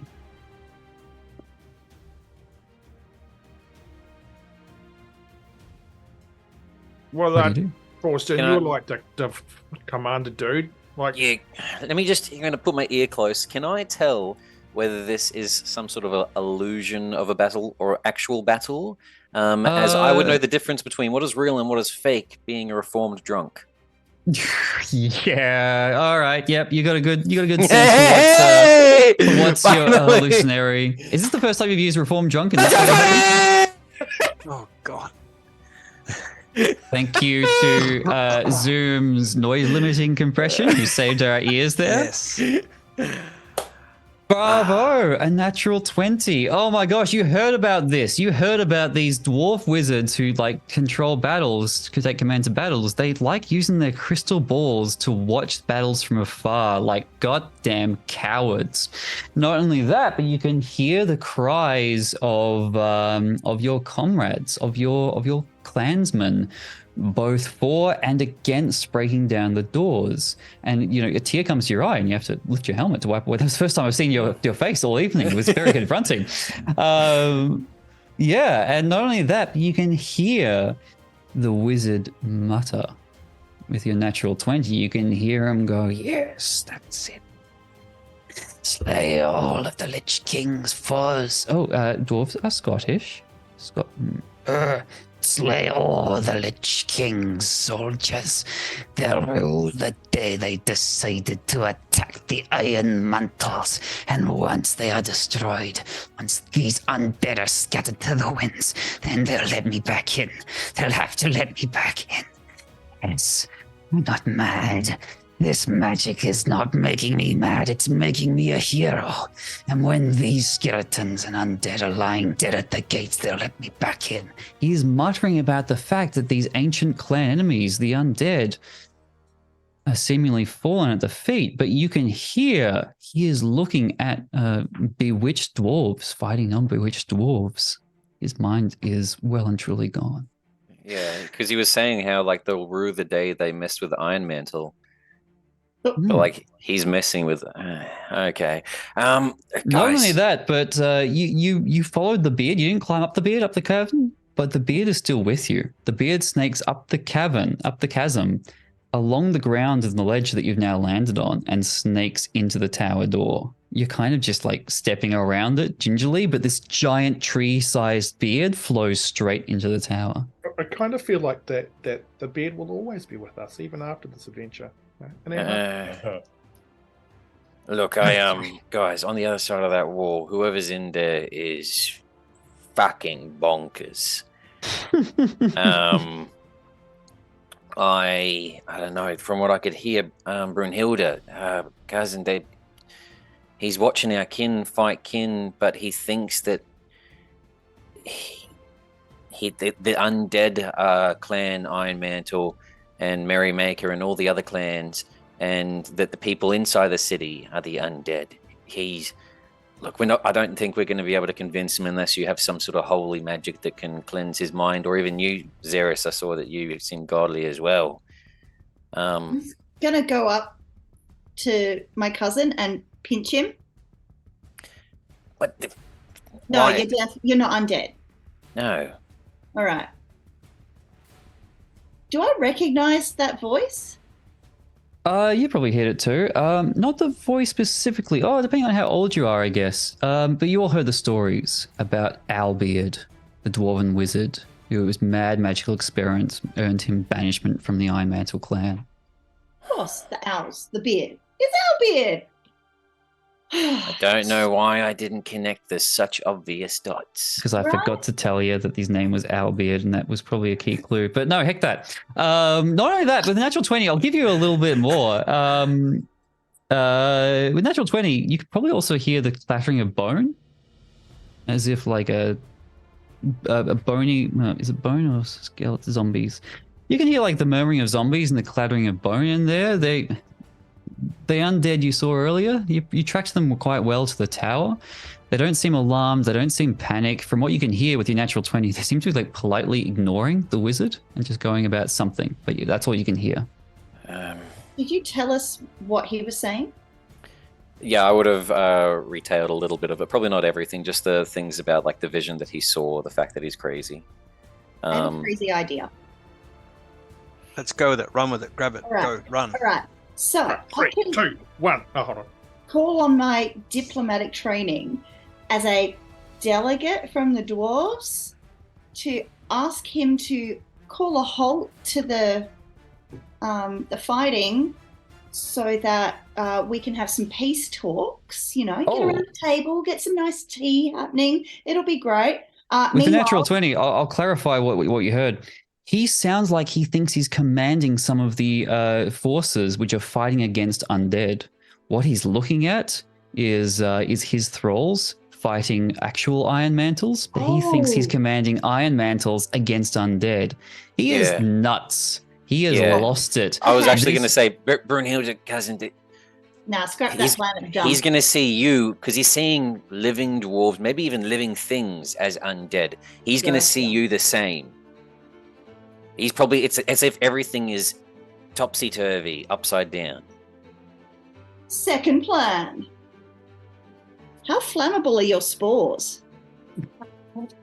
How quickly can you make an incendiary device? Can we just fill the tower full of spores and then set the tower alight? That sounds like something the High Druid could do. The High Druid is all about using the forces of nature to wreak destruction and havoc on civilization. And a giant metal tower in the middle of nowhere does not belong. And the High Druid is not about that. I raised that because there's a little sneaky High Druid icon relationships in over here. For furthering that plan, we've got the perfect wiring to put in between what you might usually wire some sort of putty or claymore or any sort of explosive device, as we have all of this beard. And I can start plaiting it. We'll get some really nice plaits happening so that we know where we're actually setting these charges off. The answer is yes. Yes. I like it. We can blow things up. I mean, this wasn't your idea, Button, but you're free to spend your icon relationship point with the High Druid to say, "Oh yeah, I learned how to make my spores combustible." Absolutely, we're going to do that. We are absolutely going to do that. You spent it before any unkind donor got a chance to spoil it. So yeah, nothing will go wrong with this plan, I'm sorry to say. But of course, there are still a couple of donations left to get some last-minute boons from the icons and last-minute spoils of those boons. But for now, with the High Druid's skill and patience in concocting bioterror stacks, you can get yourself to a perfect position to filter some of your combustible ignitable spores into the room, and all you need is a spark to set them off. Oh, hold on. I mean, apart from the awesome burping, I also can do the whole with the lightning too. So I mean, I could just go. Let me make a trail for you so we can stand back safely somewhere, and I'll start rubbing my finger, sweating to make a little trail that can be lit on fire. I'm just gonna go and stand over next to my new dark elf friend, who is, Yeah, that's one of the grosser things that I've seen, and I've been to gnome frat parties, and they get pretty. But versatile. Versatile, sure. All right. I will tell you have 19 minutes to enact this plan. Okay, well, with Torsten's finger scum all set up to lead to where Buttons spawned everywhere, I'll juice up myself some lightning. Fantastic. So you're sneaking up to a window and shooting it in, or are you going to try to shoot the lightning up through the beard? Well, no, I was going to shoot the lightning along Torsten's finger scum. Yeah. I've made I totally missed that. I'm sorry. A little. So I've been sweating and forming a little bit of an oil line so that we can stand safely back. I thought you were using the beard for some reason. Maybe that was an idea I came up with. Yeah, outstanding. Even better. All right. Torsten, give me a sweat roll. I guess that'd be Constitution to control your sweat and your recovering alcoholic background to channel your beer sweat just so. I think that's what you're going for, right? So would it be a +10 for con and my? You're the commander, so your con is +5, and if your recovering alcoholic background is +5, it's a total of D20 +10. Okay, that's a 27. Can't look at the GM screen here. A 27 is a hard task in a champion environment. That's exactly where you are. If there's one thing I know Alright. with Betty's help and Button's help and Zerys and Brunhilde, it's finger beer come. Fantastic. All right, we are looking at impromptu damage for a single target. A fair amount, according to the GM screen, is 4d8. Just to amuse me, Torsten, why don't you roll 2d8, and a Button, you roll 2d8. Hold on. Betty launched the lightning, right? To set this off, like Betty's like, we ain't taking no risks. So Betty's going to use her class feature, Gather Power. So you just see her kind of like, and like her red hair, just this curled mane, just turns like just this amazing afro as every single strand of hair just goes straight, and you see the lightning start to arc through it. So when she unleashes the lightning fork, it does double damage. Oh my goodness. I just looked at the character. It does say you have to spend one round doing it. So I'm going to take your standard action off the first round, but that is excellent. Fantastic. So yes, Betty doubling the damage, but that's a good contribution. Button roll 2d8, Torsten roll 2d8, and then when you're done, double it, and we'll see what is left of Albeard after this. Betty went full Vandergraaf. It's Again with the year 12 science. it's 6 points for me. It's 15 with a 8 and a 7. Nice. Oh, 6 plus 15 is 21, double to 42. Ooh. That is half of Albeard's hit points. Oh, An almighty explosion rocks the chasm, rocks this narrow kind of ledgeway you were sitting on, makes the entire tower tilt on its side, as everybody should probably roll initiative because shit's about to go down. Okay. I rolled a 2 on my before. I'll get everyone in initiative order. I just remembered how I do initiative when I'm playing. I'll call out everyone's names. It's so much easier. Zerys, how'd you go with your initiative? Never mind. Torsten, how'd you go for your initiative? I got a 12 for the initiative, but just so that you're on the wraps of everything, my moment of glory is a 2, so that's what I've got saved for later. Very good. Brunhilde. 21. 21. Button. that is 21. Ooh, you decide who goes first. Betty. 6. And Zerys. 15. Not the best this time around. Albeard has an initiative of +8. And he rolls a 23, beating you all. That dude's Nice. go. We're going to have, Albeard, followed by Brunhilde and Betty. You can switch, I don't mind, every round. 2/3, 2/3, 4 Isn't this the best part of the stream? When you're watching everyone just figure out the initiative order? It just ratchets up the tension. Now, just like D&D with 13th Age, trying to break the game as much as we can, did that damage, because it was obviously like area of effect, also hit all the undead, the Lich if he's here, everything? Absolutely it did. What was the damage again? It was 42. What a good answer. Who did we have in there? Zombies and a Lich. Zombies, there were 6 zombies. They had 9 health. They had a total of 36 health. All the zombies are wiped out. The Lich, looking a bit shaken, still standing, but probably won't stick around because you told him not to. So, Lich is still standing, but who knows if it's staying. Can I try and be just the tiniest bit cheeky here and go, so like when I use the lightning fork, if I make a natural roll, it actually also attacks a different creature as well? Oh, well then, you didn't make a roll because you didn't make an attack because I gave you the attack for free. So just roll a d20 and it's even, sure. I'm kind of poetic, really. I rolled a 1. But honestly, I appreciate your honesty. If I was sitting in that seat, I would totally go, "Yeah, it's an even."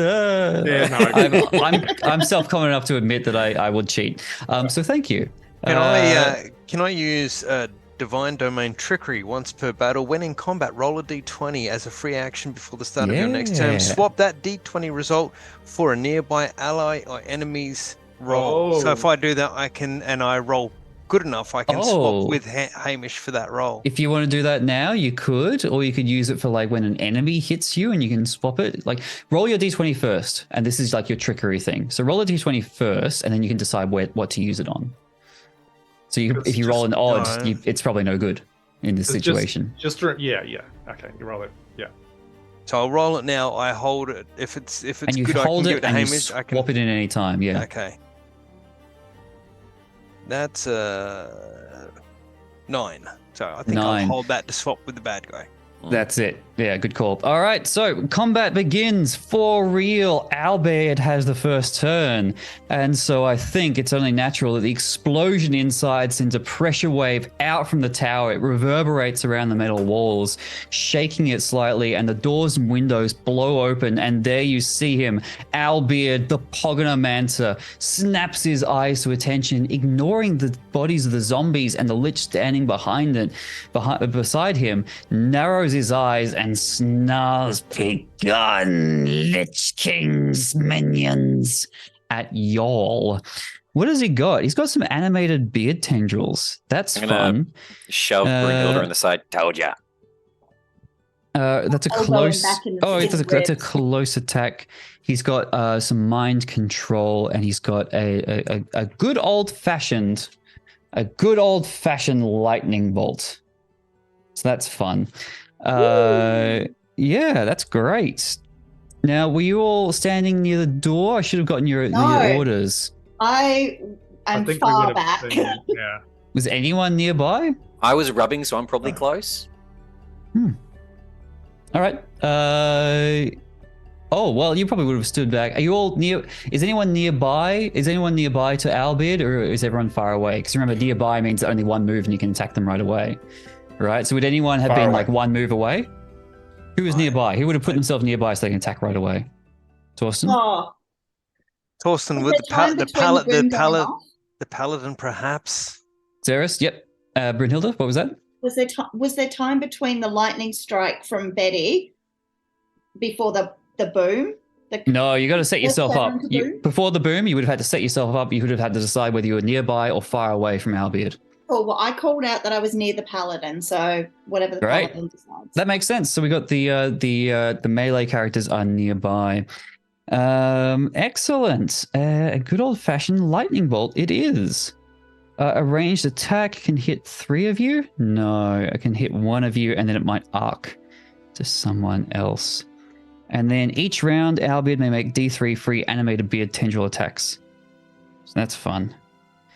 This is going to be a good time, y'all. I'm excited. So let's start with the good old-fashioned lightning bolt. And which of you is it going to target? Which of you looks like the biggest threat? Which of you looks most like a lich? I can't decide. D3 it is. Zerys, you're first up with the good old-fashioned lightning bolt. D20 plus 9 versus your PD is a 28. Yeah, that does. I thought it might. It was that a natural even hit? It was not. But can I use my trickery and swap the 9? You can. You can swap the 9 to a... you can swap the 18. Dude. You can swap the 19 it rolled to a 9. 9 plus 9 is 18. Does 18 beat your physical defense? Oh, yeah, it still does. Damn it. Oh, keep it then. I'm not going to take it away from you. All right. One thing I wanted to check that I haven't used yet, and I'm not sure how in 13th Age, one of my commands is save now. On the ally's turn, I know it's not the ally's turn, but this is how it's a bit confusing. One nearby ally can roll a save against a save end attack. That's like the ongoing poison cloud damage. It's like the getting stuck to the gelatinous cube. It's an ongoing effect that you can make a save against. And so you give them an extra chance to make the save. Okay, I wasn't sure what save ends attack meant, so that's why I wanted to check. It's very confusing. It's an attack that a save will end, but it's the most confusing way it could have written that. Moving on, the old-fashioned lightning bolt didn't work, but he does have D3 free beard tendril attacks. And what do you know? 3 of them. Writhing beard, does that have to be nearby? Sorry, how did the lightning not hit me? Oh, 18. It did hit you. Yeah, Thank you. No, you said to save that, and we'll just go with the original one. Yes, no, yep, you're right. Be 20 quiet, electrical. God's forgetting things. Oh, it's getting late and I'm getting fried and we'll get to the end. So 20 electrical damage on the paladin. Bam! But because it was an odd roll and not an even roll, it doesn't arc to another one. It also gets 3 D3 animated beard tendril attacks, which is fantastic. The 20 drops me to -3. Ooh, that's exciting.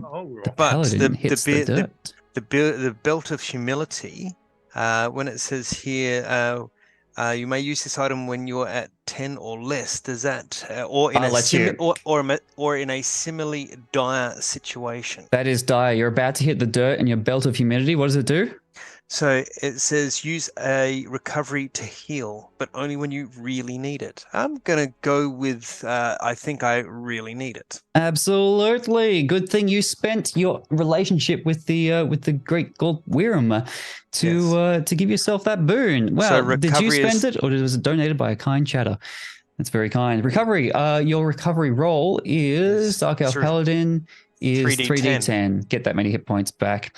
As I go on to these beard attacks, and the beard attack is going to be the 2 dwarves at the front, so a 15 versus AC on Torsten. Does it get less beard attacks because we use the beard as some of our combustible explosive? Has some I'll pay that. I'll pay that. Up? I only wanted to hit 2 of you anyway. That's fine. And I roll a 2 and a 9. So that was Owlbear's turn. A bit rubbish. For the Lich's turn, the Lich was, you kind of caught it in the middle. The Lich had finished kind of laying out all of the hairs it collected, and it was squatting over the beard, seemingly casting some kind of spell, some kind of undoing spell. Where it was sitting next to the beard, it's like the beard was unbraiding itself and loosening and falling away and dying. It seemed to have been like taking the magic away from the beard because it was packing up and going home. But then an explosion rocked it and went, right, nope, I'm not getting paid enough for this, and just leaving. Will fall out of a nearby window with a gust of wind, feather falling itself out of the window for its turn and floating away, leaving this cursed magic beard intact and still driving Owlbeard mad. And after all of that nonsense, I'm sorry for taking up too much time. We'll go to Brunhilde and Button are going up first. Kill it, Hilda. kill it hard. Dankeschön. I am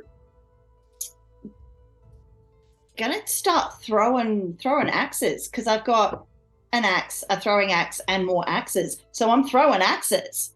That's what they're for. Go for it. You're not even going to close the distance. You're going to stay near the door and just... Stay near the door and just go... All right, have a roll. So that is a natural 20 plus 4. Get out of town. Critical hit. Roll everything as normal, and then when you're done, double it. Brunhilde, so that this can be as big as possible, I'm just going to be like, aim for his face. I think that's a good spot for hit harder. It's just going to be one of my command points. Reroll any of your damage dice. Cool, thank you. Reroll, so you don't actually have to reroll all of them. You can roll your dice and then go, oh, that was a 1. Reroll that one, but I'll keep the 6. You know. Cool. So reroll that 1, which becomes a 3. Roll the other 2. Of 5, 9, 10, 11, 12 total on the dice. Well, with the critical hit, doubles to 24. Albert is already in trouble. The explosion kind of racked half his hit points, and that was almost half his hit points again.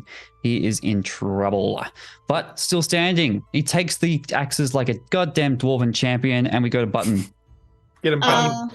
Sorry. Ahead, I'd like to say you all started the battle literally with a bang. You have started the escalation die on 2 because that was intense. It was an explosion that racked the entire chasm, and made a lich jump out the window. The escalation die is at 2. I can't close the distance now, can I? You can still move. Go for it. You make your range attack and then move and engage Albeard. I will move and engage and use hack and slash on a natural even roll. If the escalation die is 2+, make another melee attack and it's usable once per round. Well, now I walked right into that one, didn't I? Go ahead. Go, Brunhilde. That is 16 for a dirty 20. That's exactly what you needed. Got an AC to 20. Yeah. And that is 3d8 times 5. That's a 10. Times 5. Sorry, plus 5. Times 5. Good try. The good mother of try. all crits. Really in trouble for a 498 second. damage. That is 16 plus 5. 21. Holy shit. Thank you very much. It's not looking good for Owlbeard. He's in trouble. He's still standing. He's still got some tricks up his sleeve as we go to Button. Button pulls And out the fungal this rifle. may be your last turn. Brunhilde, you spent a very while. Sorry. I don't know why You got it, you got it. you shouldn't do that. But his last turn because it's 10 o'clock, so make it a good one. Fungal rifle locks in. Big scope grows up out of the rifle. Huge scope. Casts Lethal Hunter. Increases my crit range by 3. Oh, that means you will crit on a 17, 18, 19, or 20. Yeah. Let's go. Shoot him in the face. It's a 3. I'm going to go archery. Once per battle, re-roll, get +2 to hit, and increase my crit range by 1. Oh, you're going to crit on a 16, 17, 18, 19, or 20. And I get Go a for it. +2. If Come you on. miss this, let me No, know. it's on the floor. No. It's a 16. That is a crit. That's disgusting. What are you doing? Three Roll D8. your damage, roll your double damage, all that good stuff. 3d8. I rolled 24. All 40 right. 48 points of damage. Plus That 3. is the end of Owlbeard's body. It's not the end of his beard. Which, in a last-ditch effort, this is perfect. Brunhilde and Button got their turns done. Brunhilde and Button were the only ones not to have their hair stolen. Brunhilde and Button are seemingly the heroes of the day. But as the life fades from Owlbeard's face, as takes the fungal shot, his life force, his consciousness, his lingering magical power flows down his beard and mixes with the strands of hair collected by the lich that fall on the ground. Those strands of hair are absorbed into the beard and then come out again, reaching for their old owners. Zerys, Torsten, and Betty, your hair is back and it's coming for your minds. So you'll have a turn left, and depending on how this attack goes, it may be a mind-controlled turn as you turn against your allies. So first of all, Torsten, a +9 versus your mental defense. Yeah, you all forgot about your mental defense score, didn't you? 21 versus Torsten's mental defense. No, sorry, Torsten? Yes, Torsten. Did I say Torsten? Yes. Great. Torsten it is. Torsten, your mental defense. My soldiers. Oh, Torsten's not looking too good. Zerys rolled natural 1. I think you're safe. 10 versus your mental defense. And Betty, 21 versus your mental defense. But you're a sorcerer. I think your mind is stronger than that. Yeah. No, you'd be real wrong. I like myself a little beard. Excellent. Yes, your own hair comes back to you, attaches to your face. You're attached to the overbeard mind. Because my turn was before Zerys's, and I'm now an ally of the beard.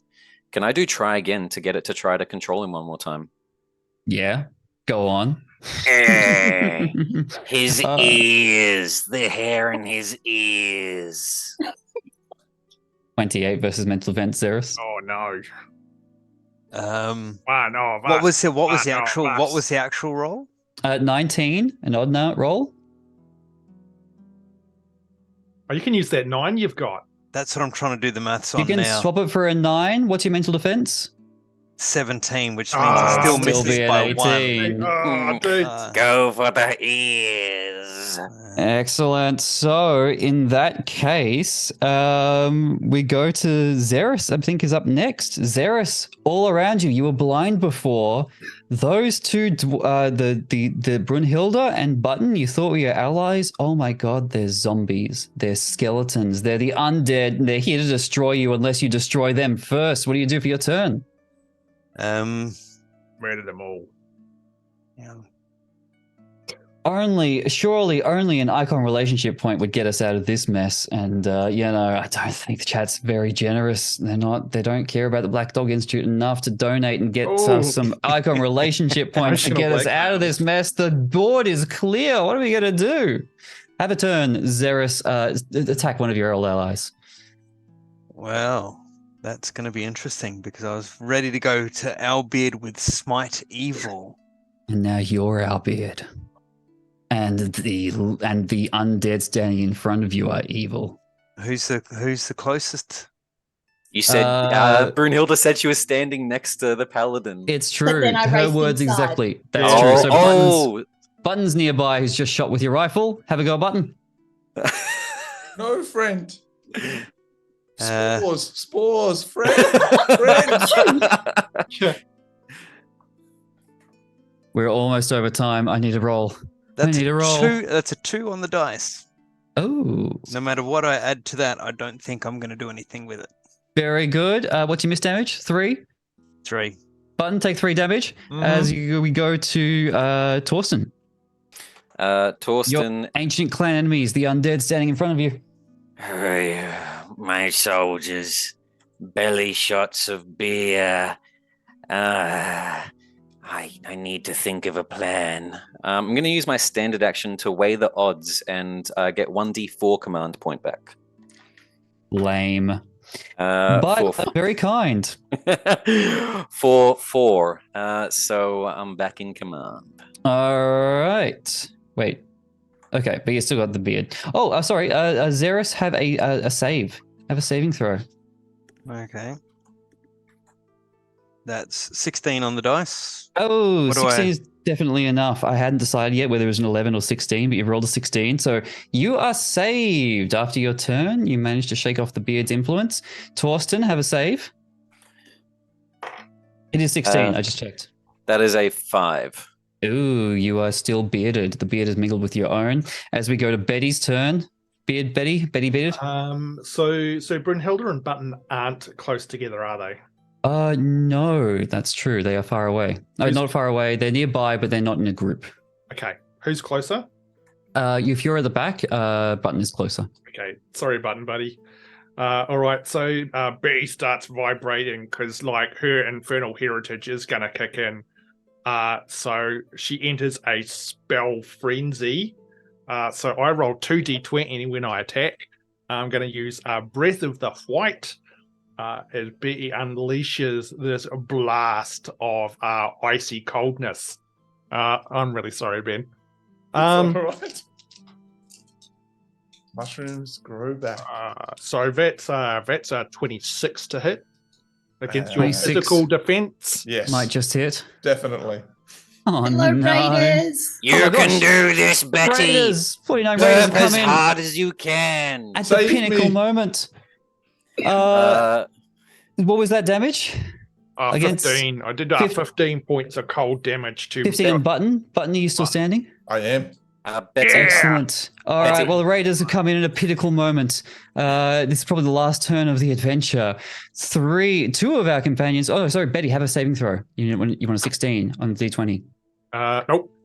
All right, Still- two of the adventurers have, necromantic mind control dwarf beards attached to their faces, and their 3 companions are facing a difficult choice. The spirit of the dwarven wizard is inhabiting the beard and bending their minds to its will. It seems like the dwarves on the surface that were under the thrall of this spell may be like loosening. Maybe they can be freed if the beard's control is focused on the minds of the 2 adventurers adventurers down here. Maybe there's going to be some more nonsense if someone donates and gives us a couple more icon relationship roles. But who can say? Either way, I need a plan from Brunhilde and Button, who are going first and are still with their own minds. Have an idea. Can I dash outside and grab some of the flint that was on the ground Surely. and strike it against my axe to try and create fire on the beard? Absolutely, you can. Are you using a background for this by any chance? Explorer, where you had to make fires, or? I'm thinking, exploring out in the wilderness. I've lost my flint kit. What can I do? I'm just searching around for stuff. I know. I've got an axe. I've got stone. Fantastic. I want you to have a... Yep. I'll use some of... no, it's already here, so it'll already be a nice little tinder. In theory, let's have a go. Have a basic melee attack and add your exploration, which is against the rules, but we're 7 minutes past closing time. Let's get this done. Nat 20. Oh! Clutch. +3 for my explorer, +8 for my basic melee attack. Get out of town. What's I mean, I have to take the 48 damage I said before according to the roll. Actually, it's a little bit less than that because it's multiple targets. It's actually not 48 but 2d12, which is a little bit less, 24, and with the critical hit, I'm going to say max damage. 24 points of fire damage is shooting up the beard towards who is still under control? Torsten and Betty, right? Because Zerys break free. Torsten and Betty has 24 points of fire damage traveling up the beards that are attaching his face. It's not there yet because maybe Button has a chance to act as well. Some smackdown on Follicle Town. And I have breaking news. We have some donations from Icon Relationships. We have the Crusader. Who has a relationship with the Crusader? I believe it is Zerys. So Zerys, you may just have a negative relationship. But that's okay. It's like your tangles with the Crusader are going to help you. The fact that you've spent so long standing against the Crusader is going to help you on your turn. Right now, let's go to Button's turn. Button is very confused about what's going on, and it's just going to see the flames from Brunhilde flying up this hair. And I'm going to use my standard actions to pull out a little fan and just run around fanning them. I'll use my cooking skill to get the flames up. Away from your companions? I want to get the flames. Yeah, up. More damage, All right. That's interesting. All right. Yep. Have you got a background for this? Yeah, cooking +3. Excellent. Have a melee attack roll. Add your cooking background. Oh, it's a natural one. A natural one. I still want to pay it because it was hilarious. Do you know what happens? I don't think you managed to make the flames bigger. You managed to make them faster. They are now gunning straight for the faces of Torsten and Betty, who is still attached to this burning beard. Surely these flames will destroy what's left of the beard and destroy our beard's consciousness, but it's probably going to take anyone to attach the beard with it. So Betty and Zerys Betty and Torsten don't have long for this world. They are about to have their skulls incinerated by this magical dwarf beard after Zerys has his final turn of the night. Is it possible to, instead of attack our beard, I can actually cut the physical beard holding the two of them with the halberd? That is tough. Oh, that's going to require some kind of iconic kind of meddling. What is it about hunting? What's your relationship with the Crusader? What's the beef? It says negative relationship with the Crusader. Yeah, you don't like him.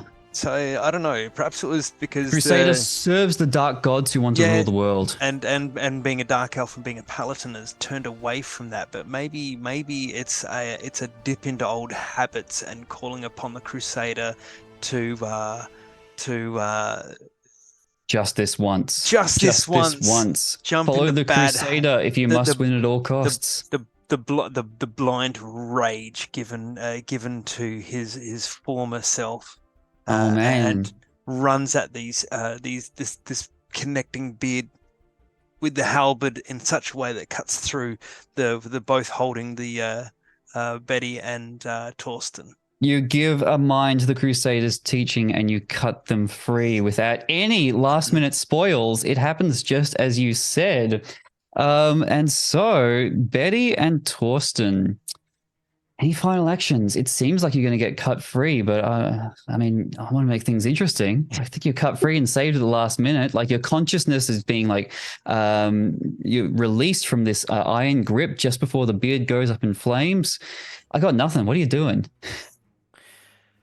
Well, I mean, if I'm still under control, I want to see if something recharges first, which it doesn't. Very important. Do the bookkeeping. Yeah.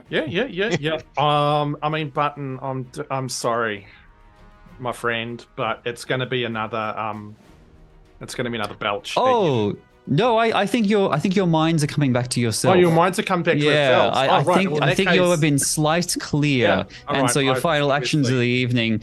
I don't know. Maybe there's a little bit of consciousness left in the beard that you can do something with. I'm literally out of ideas. It's the end of the night. I want some epic final twist. Then I'm the wrong person. Quick, someone Betty should belch at Albeard. You're gonna belch the rest of the beard hairs away so they can't infect you again? Well, I've still got the spell frenzy going. So yeah, look, we'll just go for the Uber belch. Excellent. Uber belch, because the beard is burning and turning into ash and dying and swiveling, but it's still in the air. You have to blast it away from you. Have a roll just to see what the number is. So I did roll my 2 dice because of my infernal heritage. Nice. One of those was a natural 20. Hey, with an almighty belch, all of the lingering beard hair goes flying out of the tower, to safety, away from you, so you can't get infected. And Torsten, you've just got a turn left. What are you up to? Because of how things have unfolded, Torsten's plan may end up sorely for him. Seeing the orb still sitting there from Owlbeard and his brothers and boys and sisters and kinsmen fighting arm in arm at the moment still. He actually wanted to grab some of the beards and try to shove it into his one bald spot where he's missing hair to try to put a little bit of his own commanding will to break it free, not realizing that there was one large explosion of fire and explosion from Betty. Absolutely. That sounds like a wisdom or charisma roll with your commanding background to see if you can channel the last bit of psychic energy left in this beard to break the links over your clansmen. Charisma or wisdom is just as good. A 10, my moment of glory I can add from the start was a 2 for 12, plus my charisma is an 18. And you got a background? Commander. Commander of the Dwarf King or Sergeant of the City Guard, either one, a +2 on that, so an unnatural 20. Heck yeah. All right. You channel what's left of the psychic magical power lingering in the beard. You channel it straight into the crystal ball. You send a burst of psychic energy over the battlefields as all of your clansmen that were under the control of the Pogonomancer's spell just kind of blink and pass out. They collapse in the field, still breathing, still healthy, but drained and freed from the control. And as you realize that all of the shaking and of the explosion has loosened this part of the chasm, before you go tumbling into the depths, you run and you dive into the writhing caves. Because I just realized we've got 1 point of the montage left. Who hasn't given us the obstacle from the writhing caves? I've lost track. And the obstacle is we're still not really sure if we can trust and if their bonds of friendship are quite there. Oh, the hazard from the montage is the party itself. All right. Well, I mean, Zerys is the only one who hasn't solved a montage. So it's like, as you run for the writhing caverns, you look around, you realize, hold on. Dwarves, dark elves, gnomes, and twigzogs. We're all competitors down here. We're not friends. We're not allies. We should be competing for control of the underworld. Am I right that Zerys is the last one who hasn't solved a solved a montage. Excellent. So like this distrust kind of suddenly crosses you in this terrible kind of place. This is the moment you could dash your ancient enemies, dark elves and dwarves alike, against the rocks and end it here and now.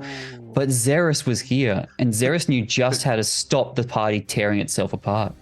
Yeah, remember he's when we first rocked up, he said he wanted to help the dwarves because he had an issue with his cousin who didn't like the dwarves.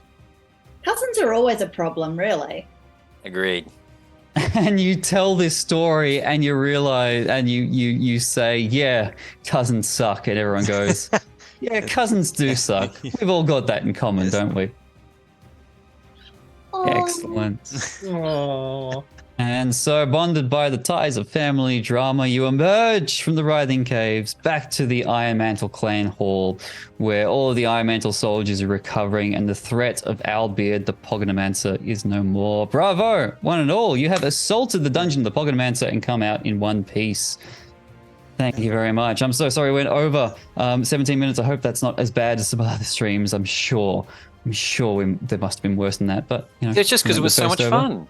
Right. Excellent. I am so glad. Oh, there we go. Saz, our wonderful tech desker, says not as bad as the others, so I will take that. Thank you, one and all. We were playing 13th Age, the fantastic D20 fantasy game by Rob Heinsoo, Jonathan Tweet, published by Pelgrane Press. Search it up. It's a good time. We were playing Assault on the Dungeon of the Pogonomancer by Gareth Ryder-Hanrahan, which is actually a free download. You can find this and a couple of other free adventures from 13th Age. Pelgrane are one of our sponsors. There you go. Thank you, Saz. Pelgrane. Excellent game, excellent partnership. Thank you, one and all. Thank you to everyone who donated to give our players. Oh no, my desk is a mess. The icon advantages. There they are. They're so shiny and clean.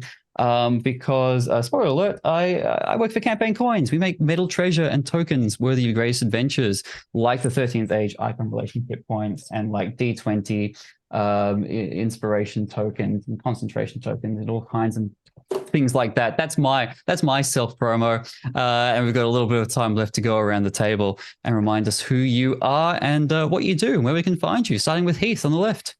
Well, that was a follicle frenzy and it was hair raising, but it worked well because we all gelled together. My name is Heath. I'm the Antipodean D20. You can find me on the socials promoting Australian and New Zealand game design and gameplay. And when I'm not doing that, every second Saturday, I'm right here on Meeples and Dragons playing Grumpful the Sverfneblin. Fantastic. Thank you so much, Heath. Christian, who are you? What are you doing here? Where do we find you? Had a really fun time, and I'm Brisbane local. We do online sessions with Hermes D&D, but we do also do a lot of other stuff. Markets, if you want to buy fantasy-based earrings, my partner Handcrafts, or with partnering up with Crit and Miss, running Tuesday night streams with Dragonlance, as we're doing a bit of a change on the book itself of The Shadow of the Dragon Queen. But if you want to actually play some D&D, as it's hard to find groups, hit us up. But as you can see, it's a lot of fun. You find some good friends, and all these RPG games, TTRPGs, are really sort of good for everyone to bond together. A bunch of people that I literally met tonight and had a blast with. Excellent. What a good time. We've got Nephthys. What are you doing with yourself? What's going on? I am a 3-string braid, a la Brunhilde's braids. I play Alice on Red Centre by Night, which is a Vampire the Masquerade game, actual play set here in Australia. I am lead admin for Dungeons and Dragons Australia, Australia's largest D&D fan group online. And I'm also behind the scenes for Australian Roleplay Community. That's me. Nice. Thanks so much for coming. Ben, how are you doing? What are you doing? What are you up to? I'm doing well. Thank you so much, Jackson and everyone. This was so much fun. I'm Ben. I'm the part of the Chicken Salt Bays, all Indigenous actual play. And you can catch me on socials with or Barmy is my name there. It's usually at BarmEArmE, but yeah, or at Chicken Salt Bays.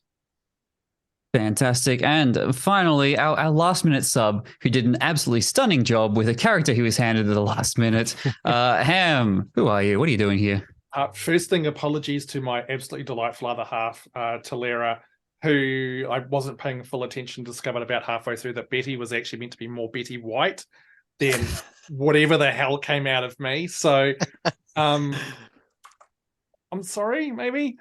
You can catch me here on the Meeples and Dragons channel every second Saturday, 7 p.m. Australian Eastern Standard Time. I DM the Radiant Shadows campaign, where you'll see Heath and a bunch of other awesome people have shown up here. I'm also running my first Jasper's game tomorrow night from 7 till 10. Come and watch and throw lots of money around and create intense havoc. Christian's going to be in it as well. I'm keen. I'm playing people. It's going to be, I'm not even sure what at this point in time. Get ready for some goat ball. Oh, look, dude, come and watch. But again, thank you to everybody who's also given donations tonight. That's been awesome. And thank you so much. It's been so good. All these generous donations from chat. They're going to carry on for the next few days because there's still a few more Jasper's Game Week games coming up. Tune in again tomorrow. But for now, I'm not super into the Twitch lingo. We're going to be raiding out to Raging Rolls. And so what do Twitch streamers say when we're raiding? We go like, chat, go. It's like a Viking thing. We're going to go there and we're actually going to pillage their channel. Oh, yes, excellent. So you should also follow them, whoever we're raiding. Raging Rolls. Yes. It should be a good time. And as Red in the chat's pointed out, there's 2 more days for Jaspers, 2 more days, 6 more games. The goal is 10K. If we can hit that by the end of all of this, we can. Yes. That would be amazeballs. You can come back and see us in 13 and a half hours from now. Yes. Oh my gosh, that's terrifying. It is. Come on back, donate, have a good time, watch some great games. But for now, over to Raging Rolls. And do I hold on? Do we? Yeah. Rage.